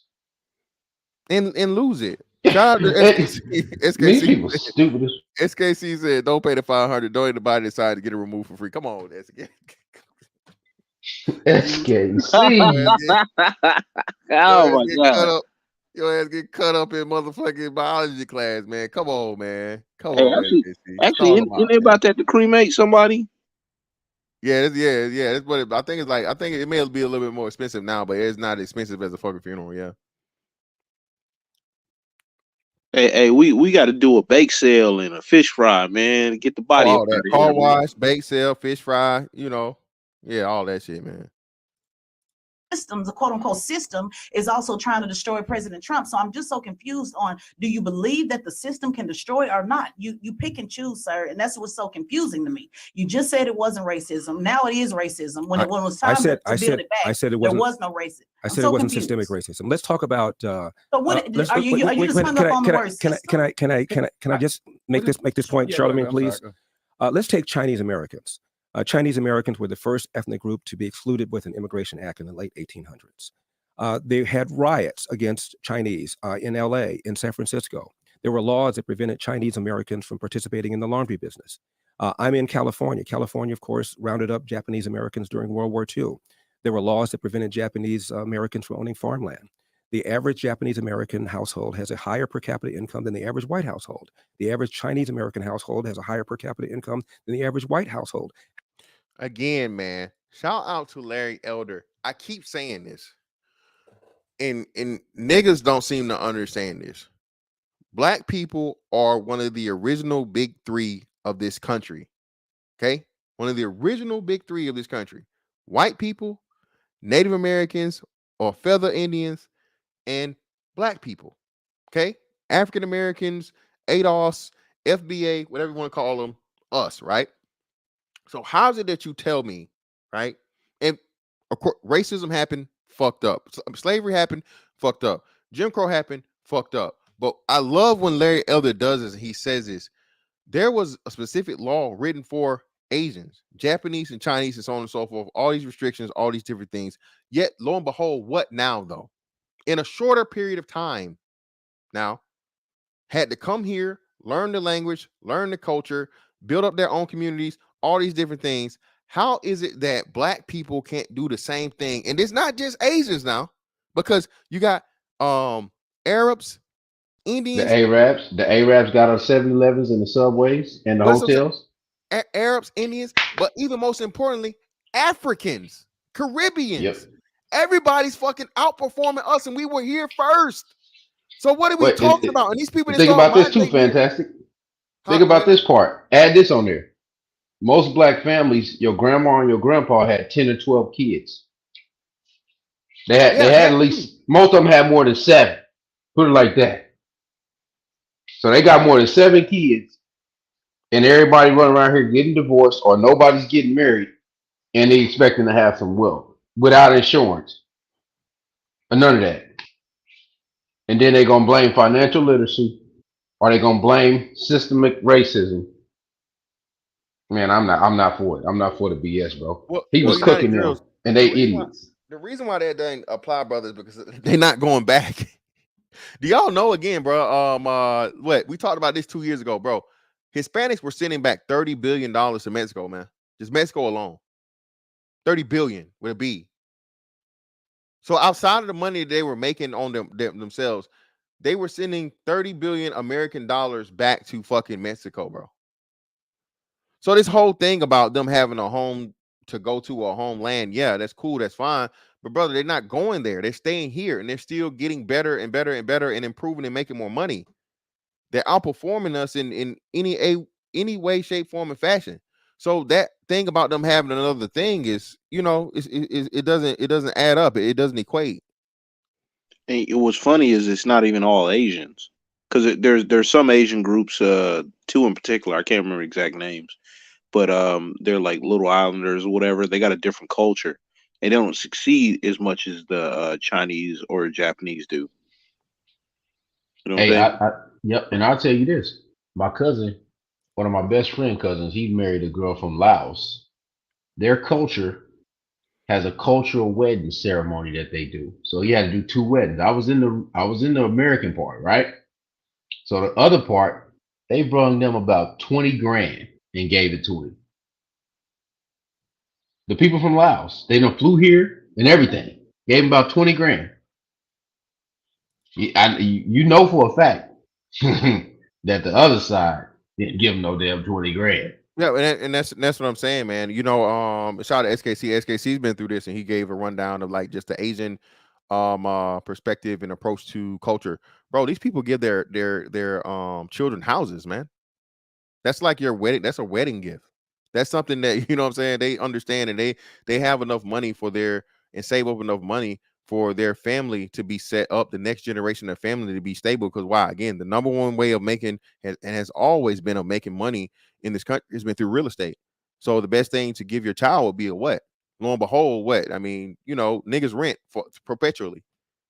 You 72 years old and you never owned one piece of property. You done stayed in the same apartment complex. And Bro. granted, granted, to the older people, I understand they didn't know no better, they had the funds and all these different things and so on and so forth, right? But there are a lot of people that do. And then, like you said, these houses, man, now, bro, these people are giving these houses away. Yeah, Paid but for houses. House yeah, paid off. Fantastic. I just had this argument with my sister-in-law, and I found out she was paying more in rent than I pay for my mortgage. And I've been having my house almost 15 years. well, And she don't even make what I make, bro. And me and her sister is married. So you know what I'm saying? I got two people. You got one person with 3 kids paying more than I pay, thinking she living it up. Hey, You can't make this shit up, bro. Go ahead. hey, you know it's wild. A bunch of people, granddaddies and grandmamas, together because they was a team, right? We know granddad was putting in that work, getting that money. They have houses paid off, but then not they direct children, but they grandchildren sold the houses. You know what I'm saying? And then they cry about the decisions they made. And I'm not saying like every single case, but I know a lot of those, just like in a lot of people I know. You know what I'm saying? The house is out of the family. They done sold it. Now it's been redeveloped. Now the area's worth a whole lot more, and then everybody complaining. And I Yeah, was like, man. yo, you made a choice. Gentrification is a beautiful thing, nigga. The most beautiful thing ever. Gentrification, I love it. I love it. I love it to death. I really do. But Hood Assertive in the building. What's up with you, bro? Go ahead. Hey, what up, y'all? What up? Can you hear me? You got it. You low. You kind of low, Hood. Oh, I can. Let me see. No, he up all the way. But go ahead, bro. You good? Go ahead. Well, he'll come back. I guess. He popped out. Yeah, I guess he coming. He was a little low though. But either way. Hey, real quick though, like yeah, they made their choice, and like people talking about predatory stuff, but that gentrification works both ways. Black people can gentrify an area too. Oh yeah. How does that happen? It happens because of a strong belief in family. It is rare for a Chinese American or a Japanese American kid to have a child outside of wedlock, and a strong belief in education and a strong belief in entrepreneurship. These are the kinds of qualities that make people successful. You can't blame everything on having a fatherless family, right? Because I didn't say blaming I everything. know, but that's what you're saying. You're saying a strong community. But No, you said talk that's about what the I just Asian said. I didn't community, say but that. You talk about the Asian community. Asian community, it's easy for them to get loans for entrepreneurships. It's easy for them to get loans for houses. You look at our community. Okay. If you really want to talk about our community, right? You look at the schools in our community. Some of our schools are the worst, right? Would you agree with that? Yes or no? Absolutely. Which Right? is why Don't have Wi-Fi, don't have education, which is don't why have one books. of the reasons I'm running for president is for school choice. Also, would you say that it's in our That's community also is systemic. it's also in our communities heavy food deserts. There's nothing but fast food places that are just killing and destroying that. Would you say that's true? Systemic too. Boy. Would you say that's true? I'm just asking a question. You said a number of things. I just addressed one of them about loans. In 1965, Barack Obama, who was in private practice, joined a bunch of other lawyers to file a class action lawsuit against Citicorp, which is headquartered here in New York. 186 Black people were applying for loans for mortgages and didn't get them. And they accused Citicorp of engaging in racism. Citicorp said, no, it's not racism. You have poor credit scores, and we want to make sure we get our money back. Obama joined a bunch of other lawyers, and they sued Citicorp in a class action lawsuit. And Citicorp said, okay, to hell with it. Gave them all loans. And they followed them all up. Daily Caller did a few years later. Almost all of them lost their homes. Several of them filed for bankruptcy. One of them even said, when you don't qualify for a loan, maybe we shouldn't get a loan. Well, duh. It wasn't true that Black people were not getting loans. Again, this goes back to what Yuri Brezhnev was saying, man. This Marxist socialist fucking ideology, bro, has never worked. It's never worked, and it's always resulted in fucking again. Those are fucking light versions of communism. Communism has caused the most death than anything in the history of fucking human existence. No ifs, ands, or buts about it. Communism It's deadlier than any slavery, hands down. So when you start doing this Marxist communist fucking bullshit of where, hey man, just give it to the people, just give it to them. It don't matter if they can't do it. Just bro, a penny earned is a penny saved, right? All these colloquialisms and things that no longer get said that really need to be brought back, and there's no free lunch, bro. Something that you have to work for, or something that you work hard to achieve, you take care of it, you maintain it, you hold on to it. But if you're just giving something that you have not earned, something that you're not capable of taking care of, or so on and so, what's going to happen to it? You're going to destroy it, or you're going to lose it. So every time black people are not meeting the standard, right, or capable of handling something, a situation, whatnot, what have you, you scream and cry racism. You're giving it anyway, and then you prove the people right about you not being fucking should have had it in the first place. So next time it comes around, now nobody's on your side because you prove what they were trying to tell you originally. You were not equipped, and you were not fucking you just shouldn't have been given it to you. And instead of fucking, even if you be given a chance, and a lot of people have had this, man. Listen, bro. Men know like nobody else knows, bro. There's sometimes where you luck up and you get some shit that you really not motherfucking prepared for. But nigga, I be damned if I'm gonna lose it. So if I gotta work double, I gotta learn, I gotta this, I gotta that, I do everything I gotta do to fucking maintain this shit. I may even be a little behind, but I'm gonna work my ass off to catch up and supersede, just so I can not only fucking maintain the shit, but build upon it. And then get even more, because trust and believe me, a lot of motherfuckers will give you shit to make you fail, bro. I don't know if you know this. You brothers out there, man. A lot of people, I told you, me personally, I've witnessed this shit, and it happened to me, not witnessed it. I've experienced this shit firsthand, to where motherfuckers are purposely try to put me in a situation to have me motherfucking fail. And that was my whole motivation to put, oh bitch, you think he's sweet over here? Oh, you think I'm gonna fucking fail, huh? You think I can't handle this shit? Oh, let me show you something. Let me show you something, young fella. Let me show you how this shit gonna motherfucking go down. So, man, that's the most fucked up part, man. And that's why I say that's a man's mentality, bro, that understands that shit, bro. Even if I'm not doing it, you get me my fucking foot in the door. Oh, best trust and believe, man. I'm not letting you motherfucking close me out this motherfucker. If y'all you let me in there, bro, I'm gonna fucking make the shit do what it needs to do in order for me to motherfucking prove you, okay, that I'm supposed to be here, motherfucker, doing whatever the fuck I'm doing, or whatever the fuck you gave me. But Hood, you back, man. Go ahead, bro. Yeah. Do I sound a little bit Yeah, you better good. now? Yeah. You a lot better now. Go ahead. Yeah, no, I watched this whole thing earlier, and I think it just dropped today, if I'm not mistaken. So I'm trying to catch it as early as possible. And there's so much to go over in this thing. Yeah, man. All right. For one, there's an entirely new racial reality in this country. And because black people have been so trained to just be like hateful of white people for almost no like real reason, it's like a reflexive thing at this point. Black people are kind of losing out on the modern racial realities of America. Like there are racial changes happening in this country, but white folk are not your problem or your competition in the most direct sense, right? You got other groups in here fighting for what's essentially black people's number two headband. Like we had the number two headband in this country for a long time, and because we we failed to really understand the nature of things, and we've been so caught up in this racial game. Well, this one-dimensional racial game. Because I mean, I'm not going to act like race isn't real or there isn't like some kind of reason to be grouped up or something like that. But black people have played the game so poorly that now, when you see how Charlemagne asked him, well, what have white people done wrong?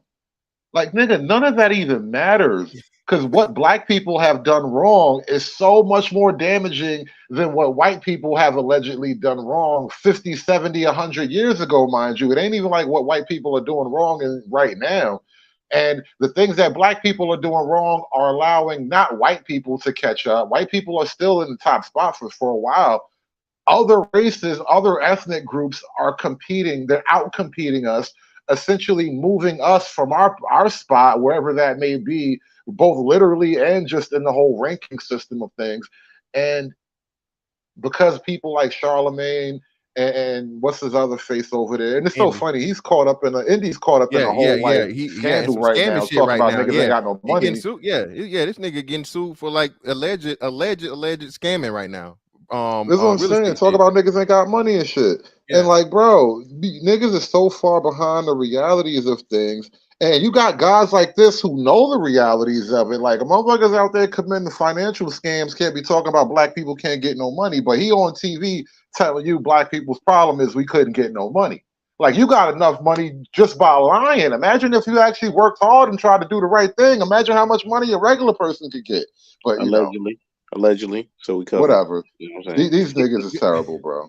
But yeah, man. Shout out to Bill. And you ain't even get to the nigga moment yet, bro. Oh, the nigga moment was glorious. Yeah, shout out to Bill, your son. Just my four says, yeah. Look, man, bro, I was a victim of that shit, man. I'm not gonna say who did it, but fucking some shit got put in my name, and my ass was in all the way up in goddamn where was I at? Actually, I was in Virginia the second time around trying to get cable with fucking Cox Cable, and they're like, sir, we can't give you cable because you have a debt on your thing. I'm like, debt? Like, bro, I've never had Cox Cable. Well, yeah, you had Cox Cable back in such and so on. So I was like, bro, I was a minor then. Like, what are you talking about? I was a minor. When did it get started? It got started when I was a minor. So my fucking dad put the fucking cable bill in my fucking name, and eventually I just stopped paying it or whatever the fuck. So they had this shit on my credit, man. And I'm like, bro, that's not me. You need to remove that. I didn't authorize that shit. Well, can you give us who? No, motherfucker. I can't give you who did it. I don't know who did it, even though I know exactly who fucking did it. But it's irrelevant of who did it. That's not me. You told me the time the fucking account got started. Okay, I was not 18 years old, so I was not capable or able to have a fucking account in my name in the first place. So take the shit off my fucking shit. Okay, do the opposite of your kids, man, and bruh, hook them up, bruh. Be responsible. You good with your credit card or whatever, bruh. Hey, put your fucking kids as a user on your credit cards, bro. All right. That's another Only if thing you gonna too, pay it on fantastic. time, nigga. You know what I'm saying? That's another thing. Niggas have figured out a bunch of holes in the system. Niggas know the system too well to be complaining about how the system keeping you down. Well, hood is only the nigga shit though. They really, bro. I never hood. I'm telling you, I never even heard of this shit until I took a financial specialist class in the fucking Navy, bro. What 4 or 5 years ago? Never even this wasn't even a concept to me. I never heard one black. I'm not even talking about that. No, I'm not even talking about that. That's like the legit stuff. I'm talking about your peeps put your peeps put your name on their credit, like so you can get free cable and shit. Like niggas know how to hustle the system. Don't tell me the system is so evil to you, and niggas been conning the system since forever. Shout out to RT. What's up with you, brother? Intelligent Real Takes. What's up with your fam? Go ahead, brother. Oh man, you got it, man. You got it. Shoot, I'm just coming in real quick, man. I'm kind of coming in late on the discussion, but it sounds like she was basically trying to keep his foot to the fire because he disagrees with reparations. Do I got it understanding correct? Yeah, that was irrelevant to the conversation. So she threw that in there as a jab. No one was talking about reparations or anything whatsoever, but she threw that in as a jab to just like, bring about his, conservative mindset when it comes to politics, right? So this woman did nothing but just be disrupted the whole entire time, man. If you look and you go back and you see it, you'll see the point of where Charlemagne was like, calm down, bitch. He was like giving her the fucking usher finger, you know what I'm saying? The church finger. Like, hey, just you. Yeah, I just saw calm clips. down. Yeah, I had just saw the clip. I didn't see the whole discussion. I just basically seen the. Yeah, clip. we're still going through it. I'm about to crank back up. Okay. All right. Plus, there are all sorts of Black-owned community banks around the country, and it turns out the turn-down rate when you apply for a loan at a community bank was even higher because they had less capital and they couldn't afford to loan money to risky people. It is just not the case that the reason for the plight of the Black community is because people were not lending money to them. It's just not true. That's not true. But hold on a second, Charlemagne. What's not true? Bringing back facts of 1965, right? Let's talk 2023, right? I said 1995. 1995. We talk 2023, right? my son will be successful in real estate and successful in buying a house. You know why? Because his Because of father owns his you, house. because His of father you, owns a house, right? But my father because and of you and the his drive, sister and because of his, you and the and his drive you put family did into not him. own houses. I let you speak. Let me Because of speak. you and the Can't talk drive over you me. put If into we're him. not gonna have a I mean, conversation, not a you're not even conversation. appreciating I what just you've let done you to your speak, and I'm son. just asking Okay. you a question. I just let you speak, and I'll let All you right. talk. Okay. Y'all can talk. We Okay. have a conversation. All right. When we talk about it, right, it's harder for our community to get loans, right? And not just because of poor credit scores, it's because of where the areas are. You talked about the Asian community. A lot of the Asian community have their own banks and they're able to Hey, process and fantastic. get their own banks. There's not too many African American branches that are able to give out money. So that's one. Then let's talk about. Go ahead. Hey, so where the areas are, right? That's just as important as you know what I'm saying, the credit. So location, location, location. So they have to get their money back if it goes awry, right? So you're Yeah, not going to invest in an area where you're not going to be able to get any money out. obviously. So I mean, like that's a irrelevant point. If he's so good at real estate, he would know that. Well, that's what I'm saying. And it's He and some knows. and well he should be staying as far away until this blows over. Not saying he's guilty or anything. Yeah, man. Until this blows over about his possible involvement of ill-gotten gains from the real estate aspect of it, bro. You're not an expert. You've been right now, brother. All your credibility is dead. So Larry Elder's facts and stuff or whatever that you're trying, no matter what you talk about in 2023, it can't erase what he's giving you in 1995, and more likely than not that was used as legal precedence or for standard business practice because of a fucking major event that happened. He just gave you foundation of it. This is why I say niggas can't have fucking conversations, because it's like, bruh, why the fuck would the banks change when they have a major fucking moment as to where they were sued, they bended the knee, gave what happened, and that's what happened. You know what I'm saying? Look, Just like these fucking PPP loans. But y'all know how bad niggas fucked it up for people, bro. Facts, If there's a PPP loan shit again, bro, it's niggas bro, still getting locked up, bro, for this PPP loan bro, shit. That's bro. Fed You know, time, nigga. and Go another ahead. thing that he did, another thing he overlooked, like on the Breakfast Club, if you pay close attention to it, you've seen every time that they brung somebody up there that was a scammer, they just walk away from it as if it didn't happen. That scammed the people that listen to them. Yeah. yeah, like they like that it never happened or whatever. But they're gonna obfuscate that responsibility. That's it's crazy, man. And like I don't know if this man is a scammer or not or whatever. But just because you do something doesn't make you an expert. But this man was like selling courses and doing all kinds of stuff. Well, actually, Yeah. not selling courses, but he was doing the thing, and I guess he was getting a percentage of certain deals or something like that. Which I don't know what the relevance of that stuff is. But he's making the example that Larry Elder was talking about, being like the father being in the home and being an important part of the kid's life will set the kid up for success if the father's doing, what I'm saying, his thing. But then they want to argue. You know what I'm saying? Well, and that's what I'm saying, man. Listen, man. Shout out to Sir Tice, man. All these dudes, man. I told y'all, bro.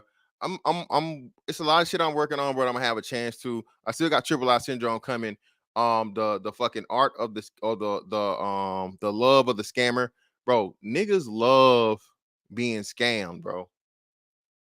Do you know how often I get some shit on fucking IG, because it's mainly IG, not really Twitter, of send me your cash app right now, $5,000 guaranteed. And I'm like, bro, Facts, what the fuck? facts. like, I'm like, bro, what are you, what? Like, bro, And you know what? And you know what? I get tired of, fantastic. Our people saying, "Don't talk about the people that scammed our people." yeah, like, bro, what? Hey, man, it's in the game, man. It's this again, bro.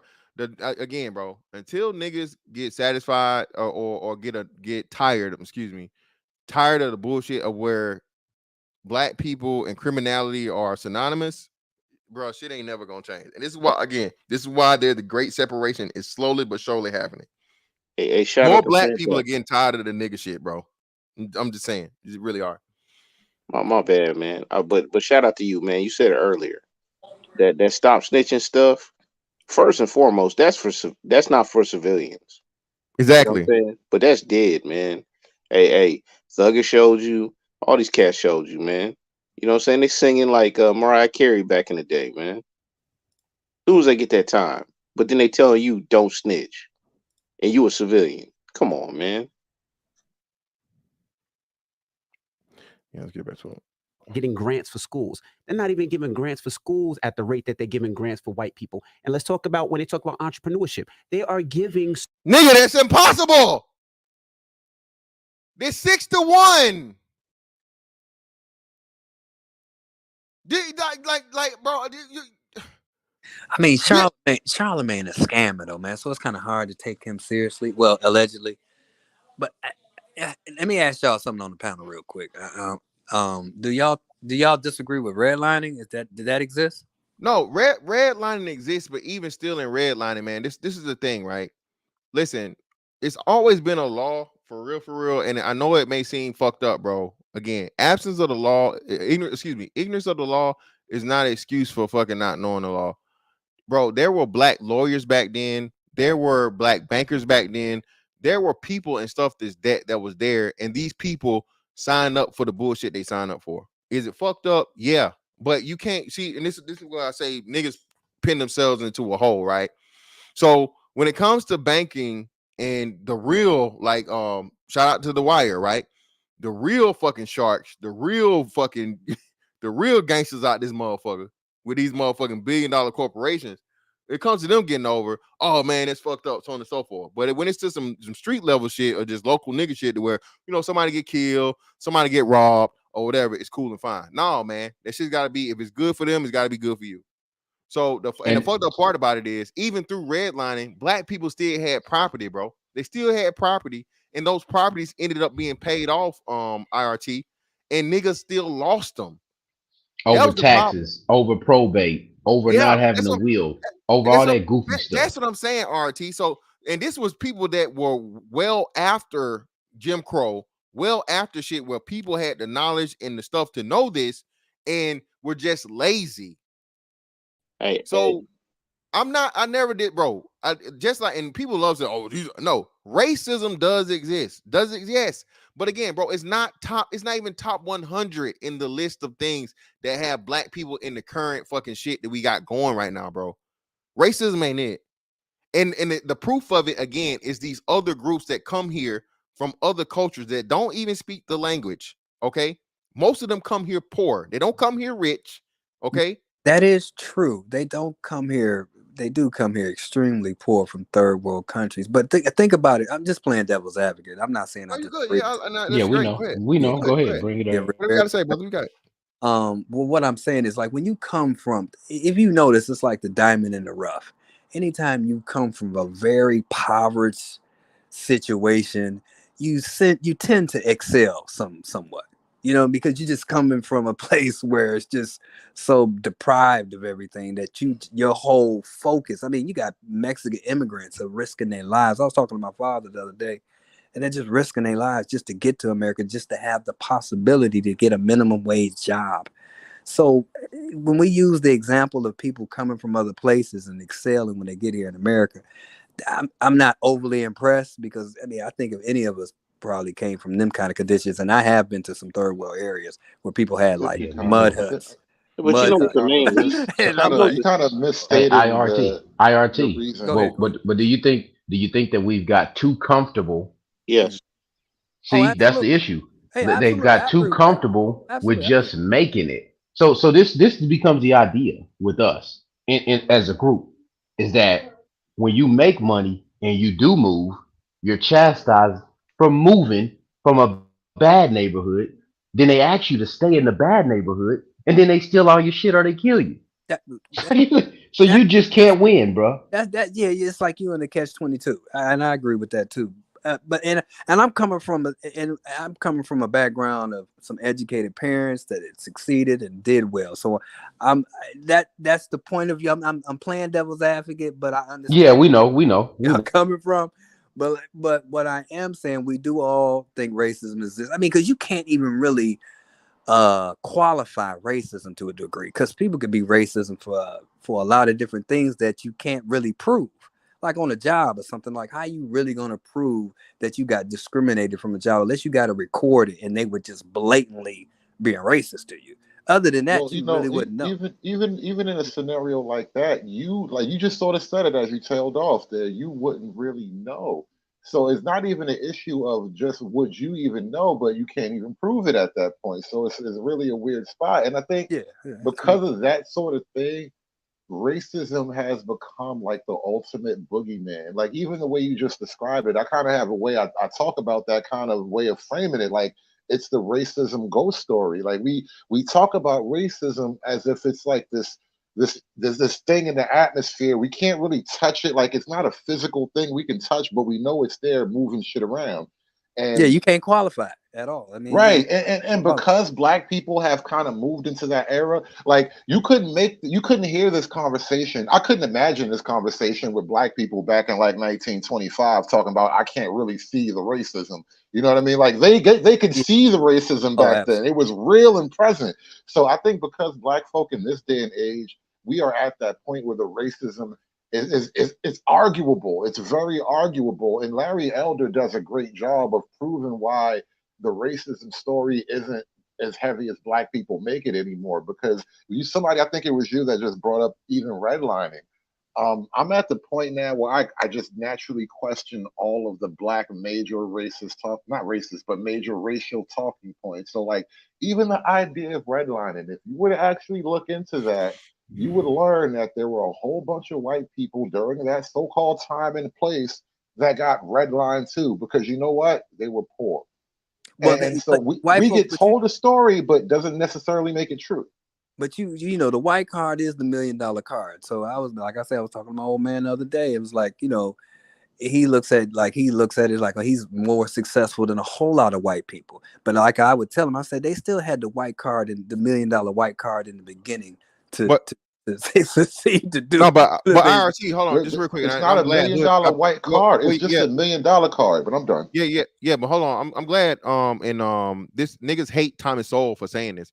Listen, bro, the amount of poor white people, bro, there's always it's crazy, right? We talk about the poverty rate, talk about these things, and like you said, black people love the flip between the raw number and the rate all the time, right? So you can't have it both ways. There's always going to be more poor white people than black people. Like, you know what I'm saying? Like there's more total poor white people probably than total black people altogether, but just because it's 6-to-1 ratio, right?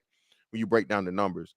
So what we're saying it is, like I said, it's a mythical thing that, you know, the racism card gets pulled and tells, oh well, because you had a privilege. No, man, bro, there were fucking white people, bro, that were you know doing not slavery wise, but Jim Crow era and shit, bro, that was working right beside hand in hand with black folks, bro. That's all they could afford to do. That's the only skill they had. You know, picking this, picking that, or whatever it may have been, whatever type of task it was in order to make money. And especially like you said, from a regional standpoint, when you start talking about like these coal mining areas and stuff like that, bro, that's why like West Virginia is always like the joke of all white people and Oh inbred yeah, inbreeding and all well, that shit. God, Yeah, you see what I'm saying? So undesirables. There's some yeah, so undesirable. that's what I'm saying. So it really is a lot of you know, stuff that just never gets talked about because all we're ever forced is racism, white supremacy, and the white people get better deal. No, man, they don't, bro. Again, a lot of the times, like you said, the whole reason why quote unquote Black Wall Street happened is because these niggas were too uppity and outdoing the poor ass white folks. You see what I'm Hey, saying? I'm That's I'm, why I'm it gonna give you happened. I'm gonna give you another reality that was happening at the time. It's something I just started looking into. Like if you can see this on YouTube. I love YouTube. Sometimes I just recommend wild stuff that I would never look at. Um, Poverty during the Victorian era, right? So during the time that black people were like in the South enslaved, you know, we were working on plantations and shit. And not all of it was just the most brutal thing ever, but let's just say it was all hard. It was all hard and it was all bad, right? You compare that to being poor and living in the slums in these white urban areas, right? Because they sort of pioneered the whole urban setting shit and black folk moved in later. But yo, I don't know who lived worse. Cause like, yeah, you had to work as a slave, but then like it was awful. It was like it was like equivalently awful to be poor and white just the same. So people really got a modern, a almost arrogant look at the past. Like, you know what? Life was hard for damn near everybody. Yeah. Hey, Hood. I don't think they were getting treated like black folks if we were talking about Jim Crow and before. Bro, you don't even know what I'm talking about. Like, you have to actually look into it before you can just say they weren't getting treated like, yeah, they weren't slaves, but they were nobodies in a world where anything can happen to you. Yeah, it's a different bad. It was a different bad. But like look at like the book The Jungle. They talked about like stuff like long pork. You know what they did to make the meat stretch? They mixed up the dead bodies, the humans, man, with the animal parts. That's documented. That happened in New York, man. I mean, black people getting treated viciously. I mean, you know, if we really, Bro, everybody gets the bad end of the stick at some point. Everybody gets the sharp end of the stick at some point. In the grand span of the world and human civilization, human existence, everybody gets the pointy end of the stick sooner or later, bro. It's just, and don't think about it as like one is worse than the other. It's just a different bad. You know what I'm saying? Choose your bad. Think about it different. I'm gonna think about it from one being worse than the other. I mean, y'all can have that. I mean, y'all can have that. You know, I can get y'all can disagree with like the only reason why I say that is because like it's not an apples to apples comparison. Because there's no way of putting like a little Irish boy, you know what I'm saying, the same shoes as a little black boy in antebellum South. You know what I'm saying? It ain't gonna happen. Okay, well, I agree with you.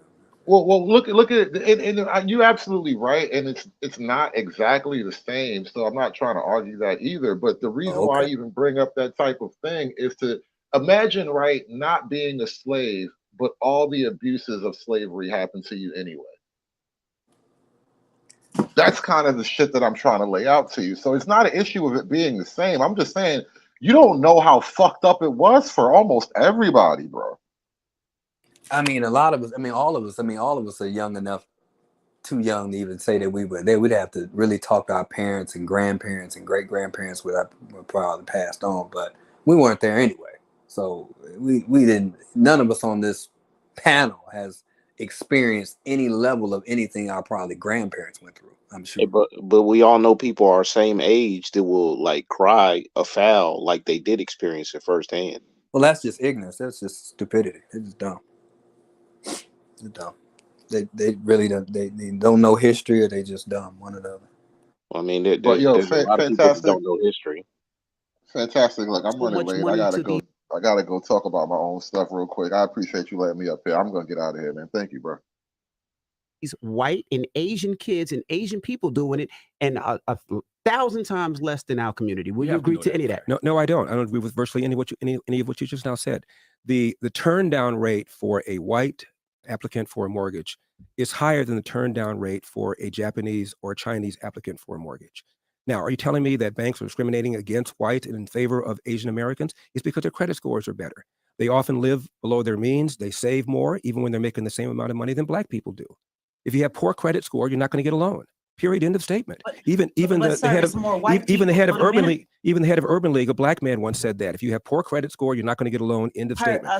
Sir, Yes. let's just when you were talking about crime, you weren't prepared to talk about disproportion. You talked about how it was more black people that was doing it, and then you talked about how we're the smaller, other population.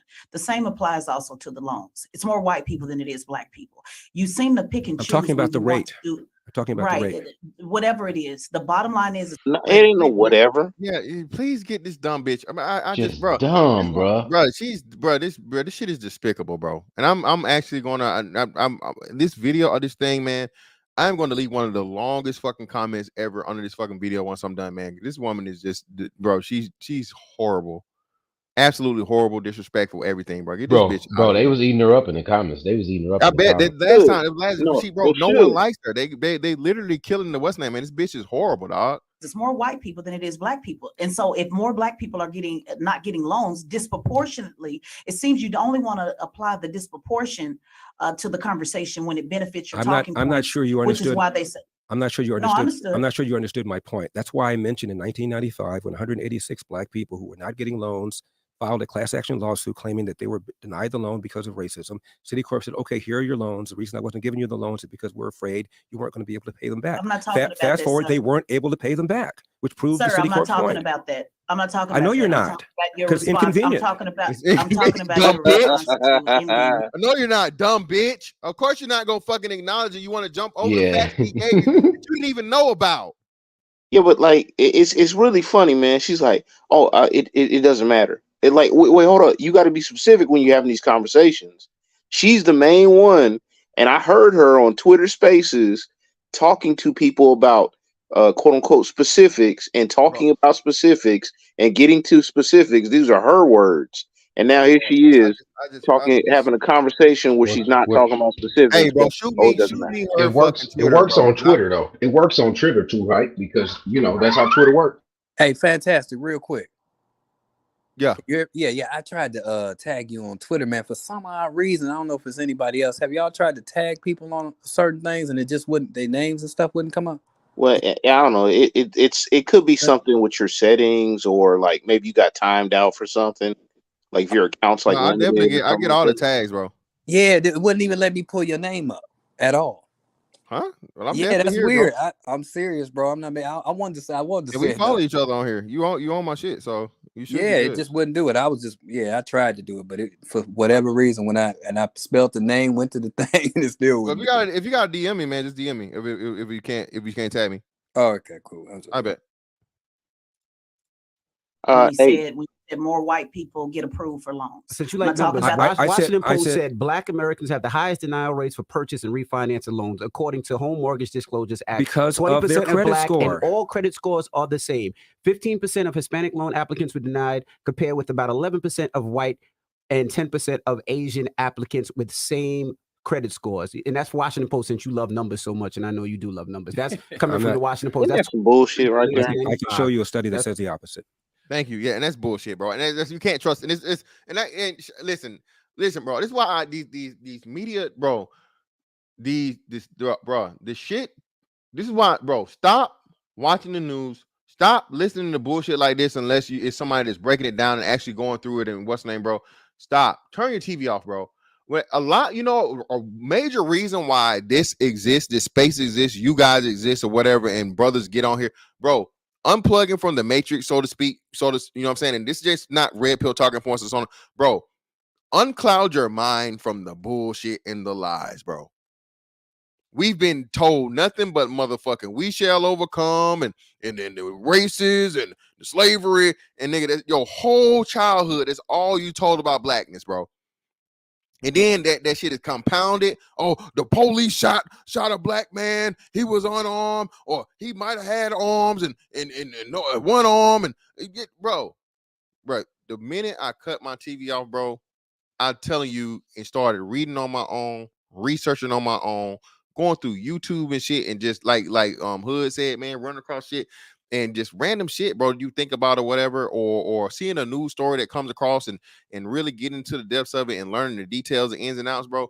Your mind opens up so much, bro, and you get like just a whole new view and understanding of life, bro.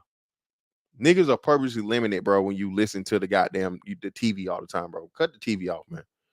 Telling you, because like I said, this bullshit and these bullshit ass fucking liberal fucking news sources, bro. These are the same motherfuckers that told you, man, hey man, you need to get the 17th booster. If you're not boosted, you're not, So come on, bro. What are we doing here? Let me ask you a question. Yeah. Mr. Elder, Donald Trump, Rudy Giuliani, and I'm pretty sure everybody who just caught a RICO with him in Georgia, they all had fathers. They still ended up in jail. How did that happen? Mm-hmm. Nobody said if you have a father, you won't go to jail. Nobody said if you didn't have a father, you were going to jail. My father never. But guess what you did say, Mr. Elder? I'm sorry, respectfully. Damn, man, that's not respectful. That was a bad. question? That was a bad. She was wrong for that. Like, bro, but look at Charlamagne was Charlamagne's face, bro. They're not even stopping her, and this shit is just so fucking disrespectful, man.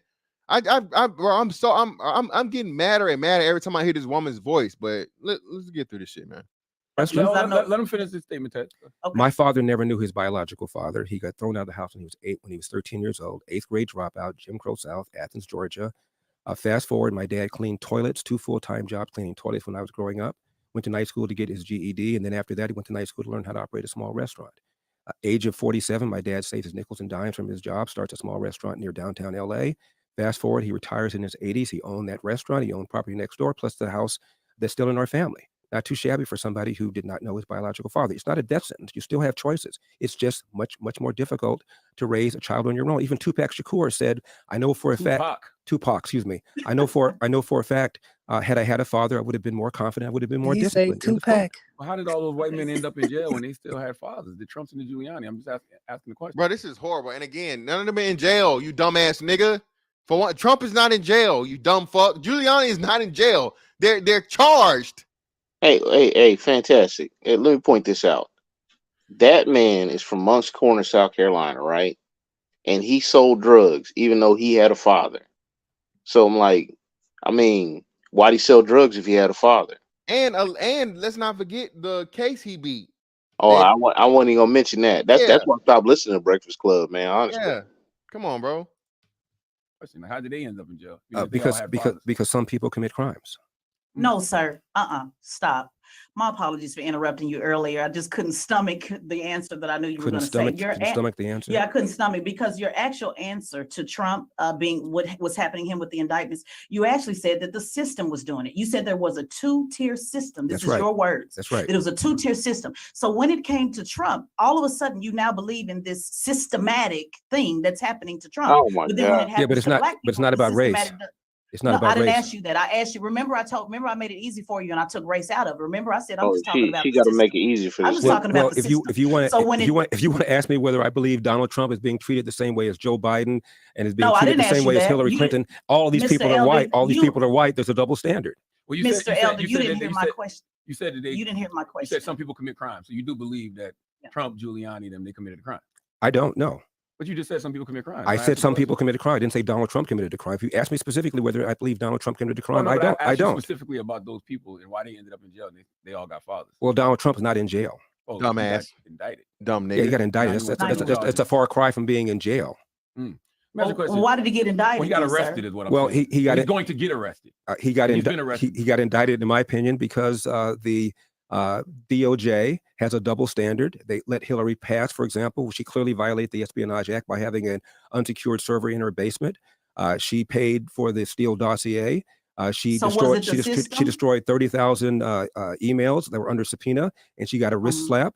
And Donald Trump is now being indicted, I think, for the fourth time. It's unfair. Right. Black people been telling y'all how corrupt the FBI is for a long time. And the FBI has been corrupt. There was COINTEL, the FBI, Fantastic. J. Edgar Hoover also. So this dude is actually caping for the FBI, who we know were on the ground with the Panthers. Like really? Listen, but true hype. That's what I'm saying, bro. They don't even know. This is what I'm saying, bro. This is why, bro. No, I know he knows that because I've heard him say that before. But that's what I'm saying, bro. This is just why this is like painful. It really is. Her disrespect and their willful ignorance, bro, and very poor tactics of trying to like catch him, like gotcha, nigga. Bro, it's horrible. Like, no, bro, stop playing. Like, bro, y'all are horrible at this shit. They're not smart enough. He's been doing this before they were born. That's what I'm saying. Like, bro, you in no way, shape, form, or fashion. But yeah, they might as well just have a conversation. Wiretapped MLK under Robert Kennedy, a Democrat Attorney General, Malcolm X, lots of things. Right. And I find it interesting how the same people who criticize the FBI historically are now defending the FBI because they're going after Donald Trump. We're not defending the FBI. I didn't say you were. I said some of the same people. We're just looking and saying, damn, finally. What's your thoughts with Florida? And you see that they're trying to take our history out of these history books and not trying to teach our history. What's your thoughts? I find it interesting that the Democrats are the ones complaining about Florida. This is a party of slavery, party of Jim Crow, the party of the KKK, the party of the Southern Manifesto, the party of Dred Scott, the party that I said earlier destroyed the nuclear intact family, and the party that is opposing school choice. And now they want to lecture Florida on making sure the proper history of slavery is taught. I don't know anybody who's defending slavery. Anybody. Not Ron Ron DeSantis. DeSantis. He's not said people benefited from slavery. Actually, you're talking about one Well, line. actually, You're talking about one there line is in about somebody. 127 pages of the study, and it is a line that was repeated almost verbatim in the associated in the advanced placement African American course that the DeSantis administration refused to use because of all the sexual stuff that was in it. It's basically the Well, same sir, thing that was in the advanced placement African American courses, and now because it's in that, all of a sudden the governor is accused of somehow defending slavery. He's not doing anything of the sort. What did you think Well, about sir, that line? you were actually one that defended slavery. In your comments, you said that, like it or not, slavery was legal It in a was. response to reparations. So it's you that was defending slavery, correct? Defending it and saying that it's illegal are two very different things. Well, Slavery, that was your response. slavery. Well, that was Unfortunately, your response. That was your response into if reparations should happen. So your response to that was, like it or not, slavery was legal, and one would think that that was a defense on those who were asking. What you would think it was a defense, but it is not a defense. Unfortunately, slavery has been part and parcel of human history from the very beginning. Thank you again, bro. Can we get out the slavery shit? Like, for real, bro. Again, and it's not this will make it so difficult, right? It will make it so hard. Bro, no one is defending slavery. No one's dismissing slavery, but yet again, still, bro, fucking Asian people experience slavery, bro. Okay? One of the biggest, longest running fucking dynasties ever has been fucking China and in Asia, right? They experienced fucking slavery, right? But we still talking about it now. No. African people, different tribes enslaved different tribes or whatever. European people, wars and whatever. That's why fucking Irish motherfuckers hate Scottish motherfuckers and shit, right? Again, man, what are we doing here? Why are we still focused on something where, again, that the past happened? You can't undo it, right? Cool, fine. And that's what we say too. There, and this is what I hate too. Look, bro. I am not against reparations, but I understand all the arguments that are against reparations from a legal standpoint. Bro, it's gonna be hard to fucking sue for some shit that was legal at the time and all the shit that's there, bro.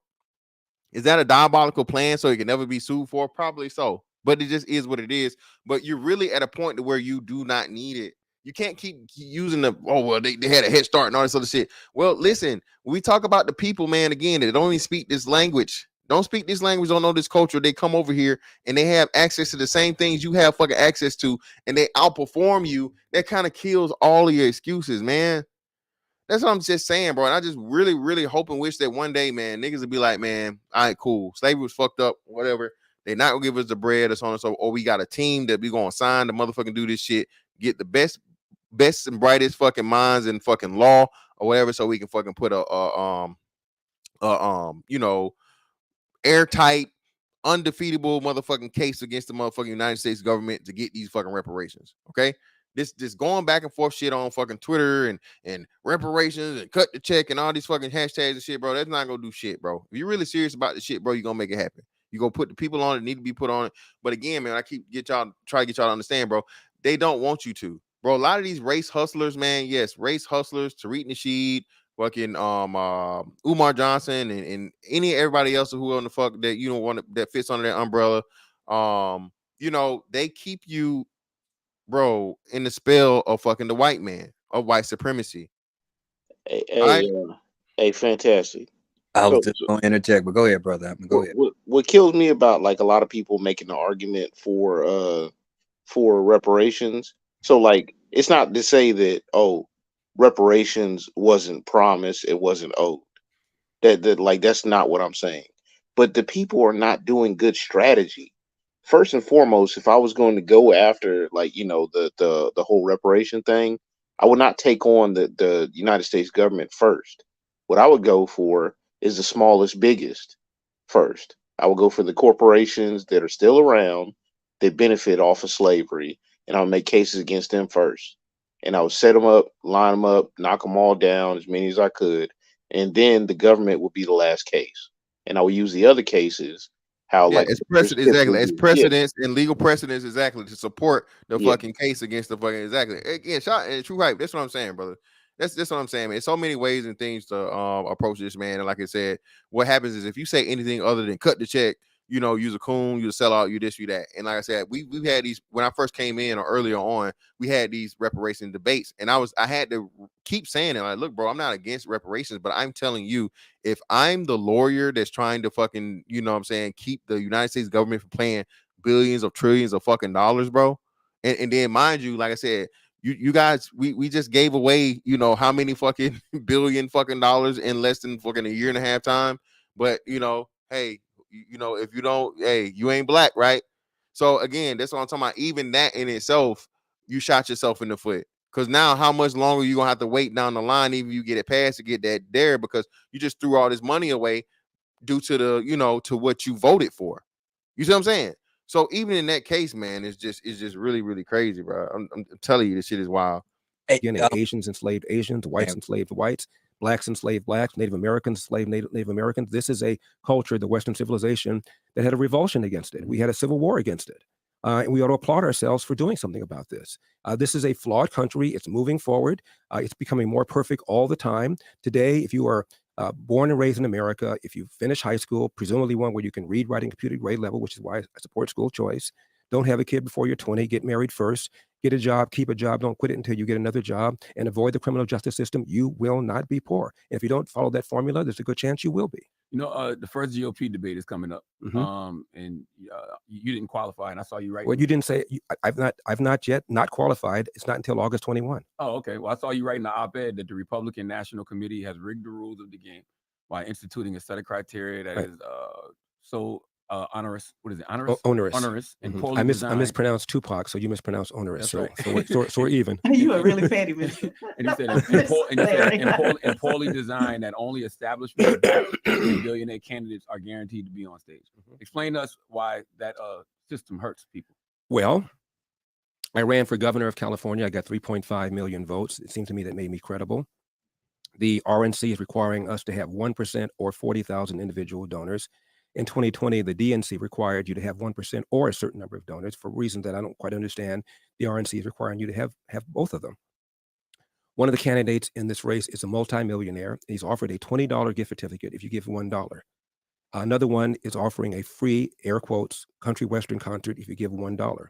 Another one is giving you a commission if you are a prospective donor to go out and get other prospective donors. It seems to me that corrupts the whole process. I'm doing it the old-fashioned way, Charlamagne. I'm asking people to support me and go to my website, larryelder.com, and give me at least $1. If I get $1 from 40,000 individuals, I will be up on that stage in Milwaukee on August 23. And when I get up there, game on, hold my beer. So why is this system? So would you? Is this system holding you Go back? ahead, Would you say it's a system holding you back? I would say it's unfair. It seems to me this early, the voters ought to decide this. I mean, in 2016, there were 17 or 18 Republican candidates. Now there's 13. Somehow, some way, our republic survived, and we could survive with 13 candidates. I don't know why they have all this rule to eliminate certain people at this point. Those systems, but rather than those systems can hold you back no matter how hard you work, right? No, I'm going to say, but rather than whine about it, my goal is to get on as many shows as I can, like yours. Urge people to go to larryelder.com, give at least $1, even if you want somebody else. Don't you think it's wise for us to talk about the epidemic of fatherlessness, the lie that America remains systemically racist, and the need for school choice? 13 public high schools in Baltimore, 0% of the kids can do math at grade level. Are you kidding me? 53 public high schools in Chicago, 0% of the kids can do math at grade level. Meanwhile, the Democratic Party is opposed to school choice, while the party elites, whether it's Barack Obama or Gavin Newsom or Joe Biden, have their own kids in private school. It is wrong, and we need to talk about that.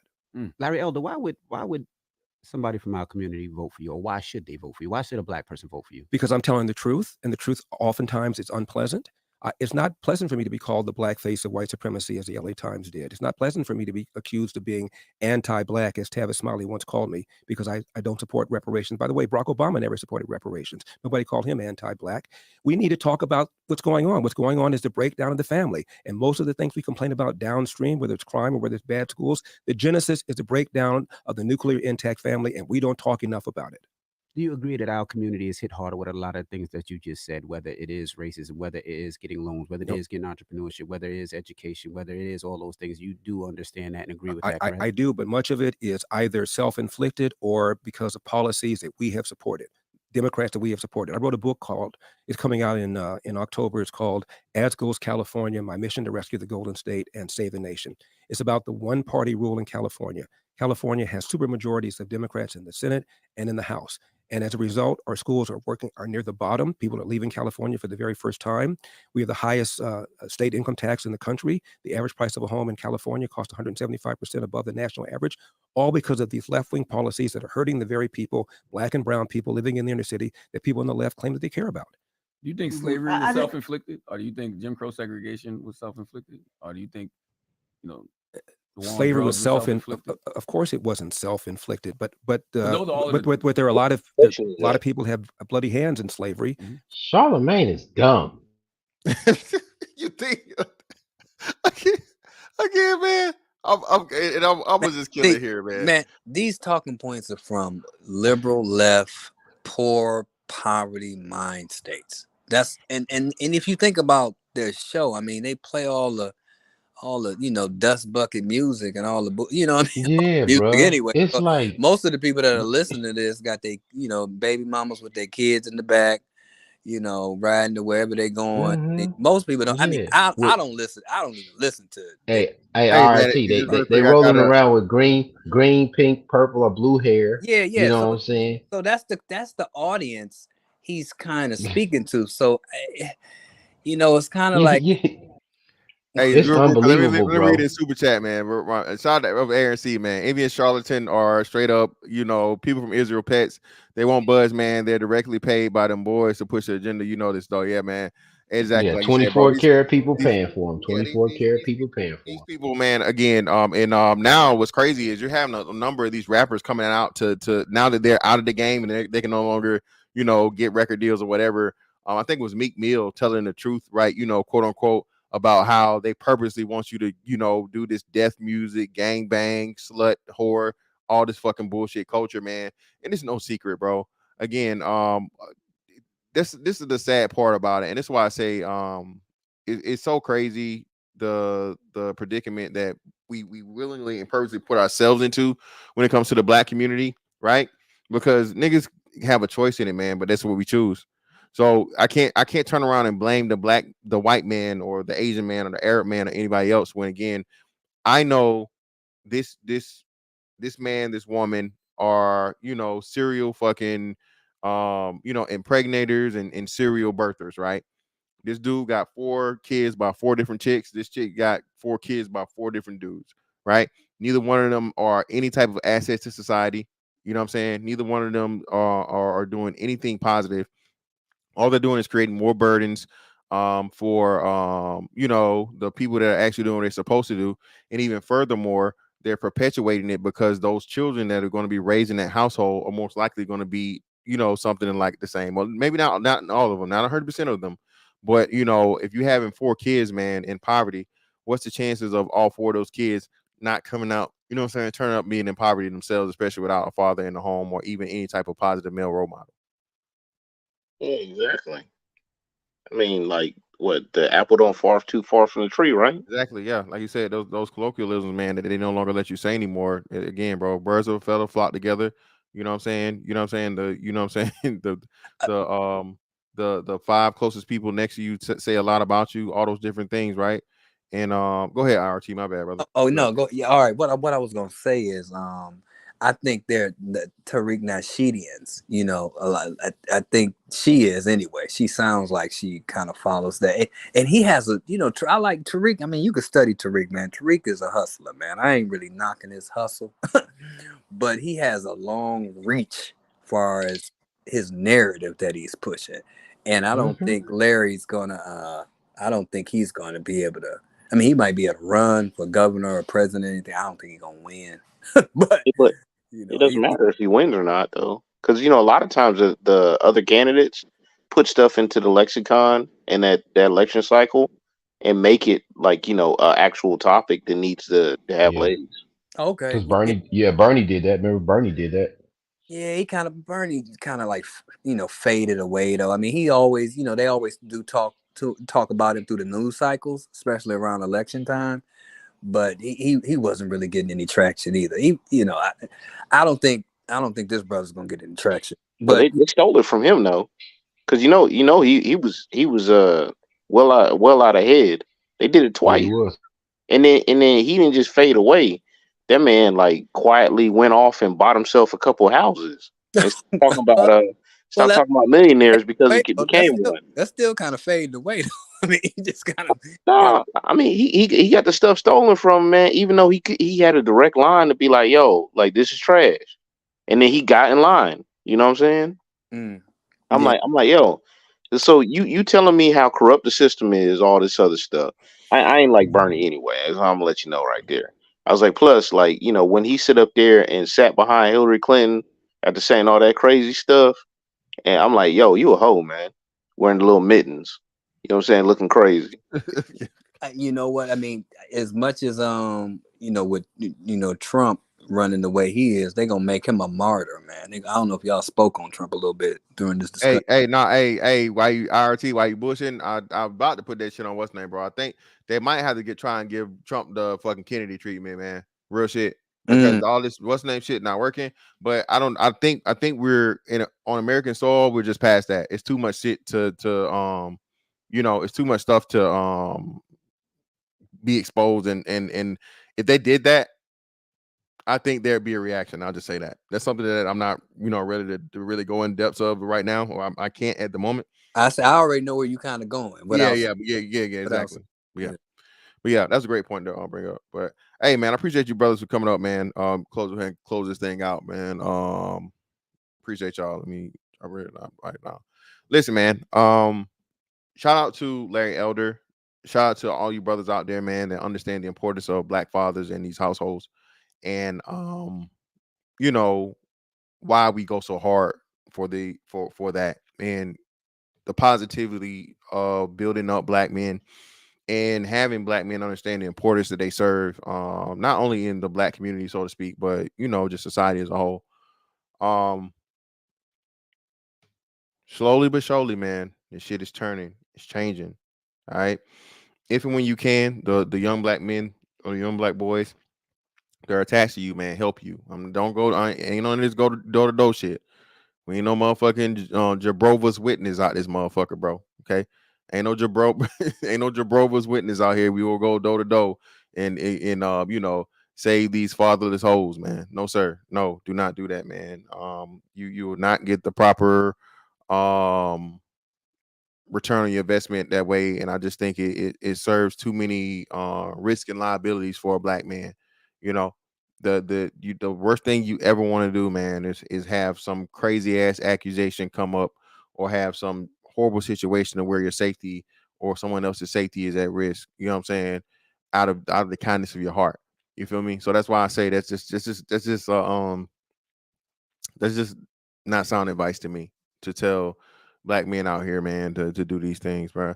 I just saw this shit on the news back home in Macon. The girl just got sentenced to, I think, they gave her 50 years. Gave her 50 years, bro, because this dude was, giving her a place to stay or whatnot, what have you. Find out she was stealing, get kicked her out the crib. She came over while they was watching a football game, but it opened the door. She shot him in the chest and killed him. Okay. Be careful who you help, man. Be careful who you help, dog. All right. All right. And never put shit past nobody, dog. Especially strangers. You know what I mean? Those people that's your family, your blood, and so on and so forth. Watch them too. But especially the people that come into your life, man. The hardest thing for people to understand and realize, man, that people come to you to get something from you. That isn't always negative. All human beings do that. Whenever you deal with a person, even if it's a positive reaction of a smile or a feel good moment, a laugh, or so on and so forth, you would like to receive something positive from that person. Just come to understand that some people come with nefarious reasons and motives in order to get those things out of you. Okay. And it may actually cost you your life at the ultimate price. But that's why you gotta always keep your head on a swivel, man, and be ready and prepared. Hey, man. Hey, this is a great conversation. I appreciate y'all for pulling up on me, man. That's that on that one. I hit y'all on the next one, man. I'm out.